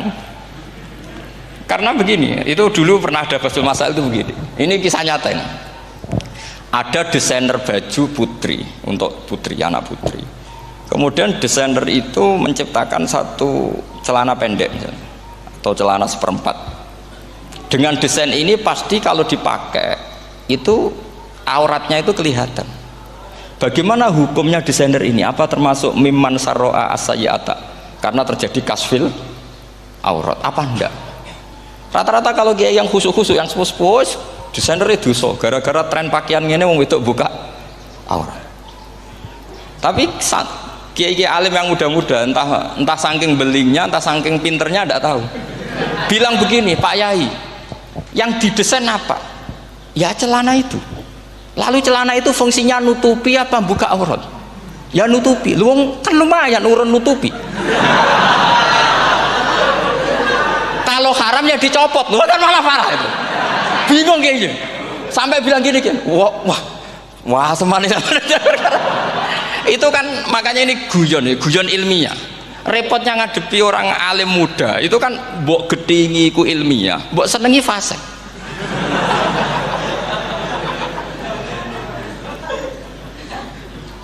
ketika kiai yang khusyuk tadi tak tanya, kalau desainer katok seprapat, paham gitu? Kau coba yang celana dalam terlalu vulgar gitu, paham gitu? Nggak rok saja lah, rok mini misalnya, rok selutut. Sampean jangan ngeres ya, yang rok selutut misalnya. Rok selutut itu desainernya kena hukum haram enggak? Sampean jawab saja. Oh haram dari kiai sepuh, karena dengan desain itu misalnya lututnya kelihatan. Tapi pertanyaannya kiai muda saya masih ingat betul, saya tanya. Lalu fungsi pakaian itu apa Pak Yai? Fungsi itu kan tetap nutupi sebagian aurat. Kalau Anda haramkan, barang haram itu harus dihilangkan. Nah, itu.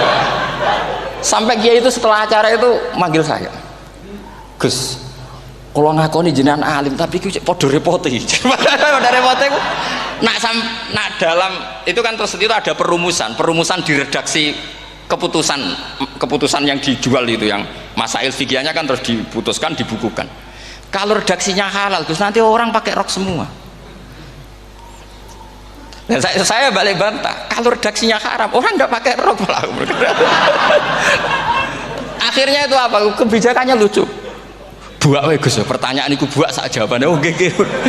Jadi kita debat tidak jadi. Ini cerita ilmiah. Makanya sampai tidak wajib anut saya ini terlalu ilmiah, jadi tidak baik untuk kehidupan kesalian, kurang baik. Jadi ini, tapi ini ilmu, tetap kaidahnya fikih ma la yudraku kullu la yudraku kullu. Jangan kalau tidak bisa nutupi aurat semua, lalu jangan sama sekali. Lunggi kan kaidahnya kan gitu, ma la yudraku kullu la yudraku kullu. Misalnya Anda punya tetangga nggak mau pakai jilbab, nggak mau pakai pakaian muslimah, kamu tidak boleh bilang munisan raklambinan, tidak bisa.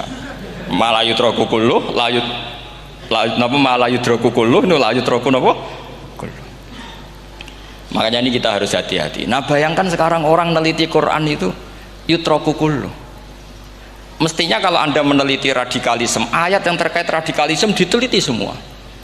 Ternyata di surat Taubat yang disebut suratus Saif, yang bahkan haram baca bismillah, itu ada ayat wa in ahadum minal musyrikin nastajaroka fa'ajirhu hatta yasma'a kalamullah summa ablighu ma'mana. Muhammad, kalau ada orang kafir mau belajar Quran sama kamu, ya harus kamu pelajari hatta yasma'a kalamullah. Setelah mereka mau belajar, ya ablighu ma'mana, summa ablighu ma'mana, kamu harus menjamin keamanan dia. Itu di surat Taubat, termasuk akhiru suratin nazalat, gak mungkin terjadi mansuh. Tapi orang-orang ekstremis selalu pakai faqatulul musyrikin haitsu, apalan itu terus. Yang orang liberal yang menapani la ikraha fiddin. Ya sudah seperti itu. Sing orang-orang ora tegas, ora tau nahi mungkar, ya ma arsalnaka illa rahmatan lil alamin. Ngono terus. Yang kelompok tukang nahi mungkar ya ayatnya amen nahi mungkar. Saya tuh heran, kenapa mereka apalannya kok pedot itu. Kita yang hafal semua bingung jadi. Jadi akhirnya kita yang pinter anut sing goblok, karena saya tuh pernah loh debat sama orang salaf, debat gitu. Setelah saya mengutarakan sekian hadis, ada tuh Pak hadis tuh, waduh, harusnya kamu ngaji saya, ada debat tuh yang level, kalau nggak level tuh nggak boleh kata gitu. Kamu tuh kan ngeri. Makanya ini penting ya, kalau sampean tanya ingin jadi alim tafsir, ya harus hafal Quran semua. Nah, kalau tidak mungkin yang nunggu orang semua mati baru Anda jadi ahli tafsir, karena tidak ada musuhnya. Tapi saya pastikan orang kafir pun bisa memahami Quran, yaitu tadi hatta yasma'a kalam Allah. Sayyidina Umar itu masuk Islam itu gara-gara dengar adiknya baca Toha, ma anzalna alikal qur'ana litashqa illa tadhkiratal liman yakhsha tanzilam mimman khalaqal arda was samawat ma huwa bikalamil basar. Tidak mungkin seperti ini karangan manusia, itu tidak mungkin. Akhirnya dia Islam. Banyak orang Islam karena diperdengarkan Quran, karena memang notnya sudah unik, makna kualitasnya juga sudah unik, semuanya itu unik, indah. Sampai sekarang pun orang kafir itu orang paling tahu Quran. Makanya Allah mensifati orang kafir itu hasadam min indi anfusihim mim ba'di ma tabayyana lahumul haq. Sekarang sama saya tanya, orang sing tabayyana lahumul haq itu orang faham apa orang tidak faham? Mereka orang kafir itu mengingkari Quran padahal mimba dima tabayyana lahumul haqqu, setelah kebenaran nyata bagi mereka. Nyata bagi mereka artinya orang kafir paham apa tidak paham? Paham. Cuma mereka punya penyakit hasadam min intianus. Mereka juga kalau ada ayat tentang ahkam yang memberatkan, mereka bilang i'ti bi Qur'anin ghairi hada au badil. Muhammad harusnya jangan tema itu yang diangkat, buat cari Quran yang lain yang enggak tema itu. Mereka sampai memilih tema itu karena paham apa karena tidak paham? Karena paham. Makanya di makalah saya pastikan ngaji tafsir itu gampang karena orang kafir pun bisa. Kalau kasus Ahok itu bukan paham itu melintir, beda. Paham sama melintir itu beda. Itu diterjemah kemenang tuh jangan mengangkat kawan orang Islam, bukan mengangkat pemimpin. Ya liganya kalau ngangkat teman saja tidak boleh, apalagi ngangkat pemimpin. Fatal mana berteman sama orang salah sama ngangkat. Saman kancanan maling itu apik nak menawa nang andani. Terus ngangkat, "Hei maling ke pimpinanku." Parah mana? Parah mana? Artinya sama saja ketika diterjemah jangan ngangkat teman. Sebetulnya ngangkat pemimpin lebih fatal. Itu kan mafhum awlawiyah, itu kan normal saja. Itu di Quran biasa, misalnya innalladzina ya'kuluna amwalal yatama dzulman, orang yang makan hartanya anak yatim secara zalim. Terus kamu bilang, "Gus, saya tidak makan kok, sepeda motornya tak gasap, tak jual." Yang diharamkan kan makan. Wah, ya sarap kalau gitu. Maknanya begini, memakan harta anak yatim artinya ifsad. Ifsad itu merusak. Nak ngono ikhraq, membakar atau mencuri sama dengan makan, bal asyad, malah kan lebih apa? Lebih apa? Dasar. Jadi yakuluna di situ tuh ba'dul amsilah, sebagian contoh min wujuhil ifsad atau min wujuhil ihlak. Jangan kok karena ayatnya makan, oh yang haram tuh makan, kalau nyuri gak apa-apa. Waya fatal. Itu kan sama dengan santri geblek ketika ada kiai ini, "Cung, kowe mbek bojomu jogeman naboi." Suatu saat istrinya lapor lagi, "Pak Yai sekarang tidak naboi tapi nyadui." Karena naboi itu pakai tangan. Mereka pertama dilaporkan kiainya, "Pak Yai, suami saya itu sering memukulin saya pakai tangan gini. Jong jogeman naboi bojomu." "Nggih Pak Yai, siap." Suatu saat istrinya lapor, "Pak, tetap benjut, kenapa? Kulo nak niki disadui." Mereka pikirannya, sing haram nabok, nak nyaduk halal. Wah, itu kan ngajak goblok bareng. Nah, masalahnya di usul fikih kasusnya seperti itu. Makanya saya ini kadang ya maliki sekali. Kadang saya itu maliki sekali. Kadang ya. Misalnya begini, saya beri contoh. Ini yang kisah nyata ya. Ada seorang Arabi datang ke Rasulullah. Ya, tadi kan teman-teman minta juga ilmu hadis ya. Ini satu paket saja. Itu tadi nanti kalau sampean kasih lalim itu sudah ada urusan saya tadi. Nunggu orang mati banyak tadi. Kalau nggak usah nunggu orang mati, sarannya tadi apal tadi. "Ya Rasulullah, ahlak tuh. Saya ini orang yang rusak. Wama ahlakaka. Lalu yang bikin rusak kamu apa? Qol waqatu imro'ati fina hari Ramadan. Saya menjima istri saya ketika masih siang. Fina hari Ramadan, siang Ramadan. Walhasil Nabi tidak menyuruh hanya kodok, tapi menyuruh kafaroh. Kafarohnya itu merdekakan budak atau memberi makan 60 orang miskin atau puasa berapa? Puasa 60 hari. Atau urut merdekakan budak atau puasa 60 hari atau memberi makan sitina miskin. Oke, kita sepakat ya, hadis itu sahih dan diulang-ulang oleh ashabus sunan. Oke, riwayatnya agak masalah. Sekarang kita analisis maknanya. Sekarang sampean saya tanya, kalau anda misalnya sekarang jam berapa ini? Misalnya sekarang jam 9 kurang seperempat Ramadan, terus anda rokok atau anda ngopi, kepengen ngopi terus ngopi tanpa udhurun syar'iin, anda hanya wajib qadha apa bayar kafarah? Tidak, sampean jawab. Rata-rata kiai kita, oh mau wajib qadha Gus karena gak jima. Sing seru kafarah itu nak jima. Kan ngombe kopi mbek jima beda. Pertanyaannya tuh lucu, ini naif secara fikih masalah. Masalahnya begini. Jima bojo itu tidak zina. Jima bojo itu zina apa enggak? Enggak. Berarti dengan makan bedanya apa? Sama kan? Sama-sama amrun mubah. Sesuatu yang boleh. Kenapa hukumannya berat? Makanya kata Imam Malik, Ndak itu nilainya. Nilainya adalah hadku hurmati Ramadan bi ghairi udhrin syar'iyyin. Makanya kata Imam Malik, siapapun yang makan fina hari Ramadan, iftar apapun fina hari Ramadan bi ghairi udhrin syar'iyyin, maka hukumnya sama dengan jima fina hari Ramadan. Karena sama-sama ihlak ifsad hurmata Ramadan bi ghairi udhrin syar'iyyin. Loh, enggak, ini ilmiah. Kamu udah harus cocok, tapi otak kamu harus percaya. Loh iya kan, beda kan. Saya secara nafsu tidak cocok, cek berarti. Tapi ilmiah saya setuju. Kalau Kiai Kandani itu kan pasti pakai badul amsilah, kan nggak mungkin semua contoh disebut. Cong penak melaku jogo mandul wong wedok iku mari setan. Mboten delok Mbah, nyekel lho malah parah to. Ndak bisa. Makanya ini masalahnya lafat. Ini kembali ke Imam Syafi'i bilisanin arabiyyim mubin. Ketika seorang kiai bilang cung jogeman delok cawe itu adalah mengungkapkan al-muharramat. Bukan mentaksis yang haram itu hanya melihat.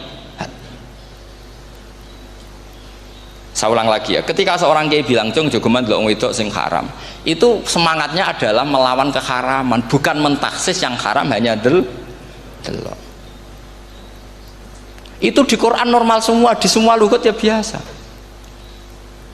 Itu kan sama seperti misalnya seorang mbah ngasih uang cucunya, cung tak kayak duit 100.000, cung gue tuku es, terus kue mendingan nak ragu tuku es haram iki kan ngongkone tuku es. Lah kepen putumu mati kan nyeben 100.000 gue tuku es. Ya mulai dulu istilahnya nak bange ke ibu tuh cung 100.000 gue tuku es. Cara wong kuno. Nah, maksudnya gue pokoknya umumnya cah cilik senane es cuma nyebut. Ya sudah seperti itu. Sama seperti Quran menghentikan begini. Ini memang salate yang fikih dulu, yang pokok-pokok. Di antara yang enggak boleh dikawin adalah wa antasma'u bainal ukhtaini illa ma qad salaf. Kamu enggak boleh menikahi Sri dan Zainab, kakak beradik. Sudah sepakat nggih? Fi nikahin wahid enggak boleh al jam'u bainal ukhtain. Jadi mbaknya kamu kawin, adiknya kamu kawin fi nikahin wahid. Tapi nak ngeduni boleh, berarti kan dengan waktu yang berbeda. Quran hanya menyebut itu. Kemudian Rasulullah zaman Sugeng itu hanya nambahi wala binal mar'ati wa ammatiha wala binal mar'ati wa kholatiha, juga agak boleh menikahi ponaan plus buliknya, baik bulik dari bapak yaitu ammah maupun bulik dari ibu disebut apa? Kholah. Kemudian ulama fikih merasa ada yang kurang, ditambahi lagi dua perempuan yang andekan yang satu itu lelaki kok haram nikah, berarti haram jam'u fi nikahin wahid. Misalnya cucu rabibahnya boleh enggak? Enggak boleh kan? Berarti kalau sampean ngumpulkan cucu dan mbahnya fi nikahin wahid juga enggak boleh. Tapi orang yang waras itu tidak akan nyalahkan Quran ketika tidak lengkap. Wa antasma'u bainal ukhtain ila ma qad sal, ini tidak lengkap. Yang haram kan tidak hanya jam'u bainal ukhtain, termasuk ngumpulkan cucu dan mbahnya. Karena Quran nggak mau dengan logika tidak waras, itu tidak mau. Taruh saja orang itu rata-rata mbahnya kan umur 70 tahun, cucunya umur 17 tahun. Kebayang nggak kamu nikahi sehingga adik kan boleh bareng, pasti kamu milih bareng. Makanya Quran hanya bakas wa antasma'u final ukhtain, karena yang mungkin masih menggugah selera itu dua. Tapi kalau cucu sama mbahnya itu kalau ada yang masih selera kan ya sarap tuh. Tapi fikih sebagai kaidah tetap menerangkan termasuk yang haram jam'u adalah bainal mar'ati wajad datiha. Paham juga maksudnya? Artinya ketika menyebut itu tidak jaminan merangkum semua hukum, tapi ba'dul amsilah. Fa'innal akila yaktafiya bi isyaratil ba'di, karena orang kalau punya akal diisyaroi sebagian sudah paham. Ini penting kalau aturakan. Jadi ini penting. Nah bayangkan sekarang banyak gerakan-gerakan ahli Quran katanya, tapi nggak memahami ilmu usul fikih. Quran ra ono ya wis. Nang Quran ra ono cerita harame asu, nak ngono asu ya halal. Ora ono Qurane. Sing ra ono iku tekem ora Qurane, kok aneh-aneh kowe.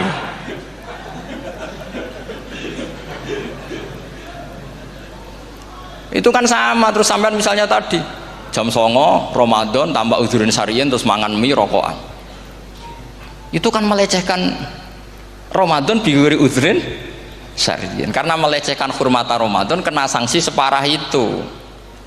Jangan kamu terus bilang tapi Nabi hanya bilang masalah jima fina Ramadan. Jima istri itu hukumnya itu tidak zina, hukumnya itu mubah, sama dengan makan. Ini cara madhab Maliki, tapi kita alhamdulillah madhab Syafi'i. Ya itu masalahnya. Berhubung itu menguntungkan sami'na wa ta'na. Nah, itu. Tapi saya sendiri dalam konteks ini, saya itu ya sangat-sangat Syafi'iyah, sangat-sangat Syafi'iyah. Dalam banyak hal sangat-sangat Syafi'iyah. Tapi dalam banyak hal kadang-kadang saya ya Maliki. Nah, itu kan kalau sampean tanya kenapa gitu, ya hikmah baca banyak saja. Karena yang Syafi'i itu ya karena bacanya hanya Syafi'i. Itu bukan fanatik, itu keterbatasan. Jadi itu beda, itu namanya tidak fanatik, itu keterbatasan. Itu beda sekali. Jadi kita harus ngaji yang banyak. Saya itu termasuk utang ya sama Imam Syafi'i itu baca kitab Ar-Risalah. Itu kitab yang kadang satu ulama baca sampai 500 kali. Yaitu Imam Syafi'i itu dalam kitab Risalah itu begini, ini termasuk ulumul Quran yang paling penting. Muqaddimahnya begini, wan nasu sinfani min awalil amri, wan nasu sinfani. Ketika Rasulullah datang membawa Quran itu manusia hanya ada dua, al kuffar sing dari jenis ahli kitab dan kuffar dari jenis yang tidak ahli kitab. Bahkan tidak ada orang Islam zaman itu. Pertama Nabi jadi Nabi itu adakah pendengar yang Muslim? Kan tidak ada, semuanya ahli kitab. Makanya susah kalau Quran kamu analisis korbannya orang Islam tuh, kata Ibnu Umar tuh lucu. Dulu tuh mukhotobnya tuh orang kafir, jelas kuliah ayyuhal kafir. Ya ayuhan nasu ubudu rabbakum alladzi khalaqakum. Jelas orang kafir. Karena orang Islam nggak mungkin dikhatabi ubudu rabbakum. Makanya Imam Suyuti kalau nafsir itu ngeper ubudu rabbakum wahiduhu. Tapi kalau mukhatabnya orang Islam, dawimu alal ibadah atau dawimu alat tauhid. Karena dia tahu kalau mukhatabnya orang kafir, ubudu ya masih wahidu. Kalau sudah Islam kok dikhitabi ubudu, mudawamah alal ibadah. Itu saking alimnya Imam Suyuti. Ini saya teruskan. Kalau mukhatabnya itu orang kafir ahli kitab, itu kemungkinannya ya dua cara mereaksi Quran. Yaitu disebut lam yakunil ladzina kafaru min ahlil kitabi wal musyrikina munfakina hatta ta'tiyahumul. Jadi lam yakunil ladzina kafaru, jelas kafaru itu umum. Kemudian ditafsir kafaru itu ada yang min ahlil kitabi, berarti kafaru yang jenis Yahudi Nasrani. Ada kafaru yang min ahlil kitabi wal musyrikin, kafaru yang jenis musyrikin, yaitu kafir Mekah. Karena cara kaidah nahwu al atfu yaqtadi taghayyur, kalau ada ataf pasti konteksnya beda. Ja'a Zaidun wa Amrun, berarti Zaid ada Amar, Amar ya tidak bakar, karena Ja'a Zaidun wa Amrun wa Bakrun, pasti orang ini berbeda. Tidak boleh orang yang sama kamu pakai ataf.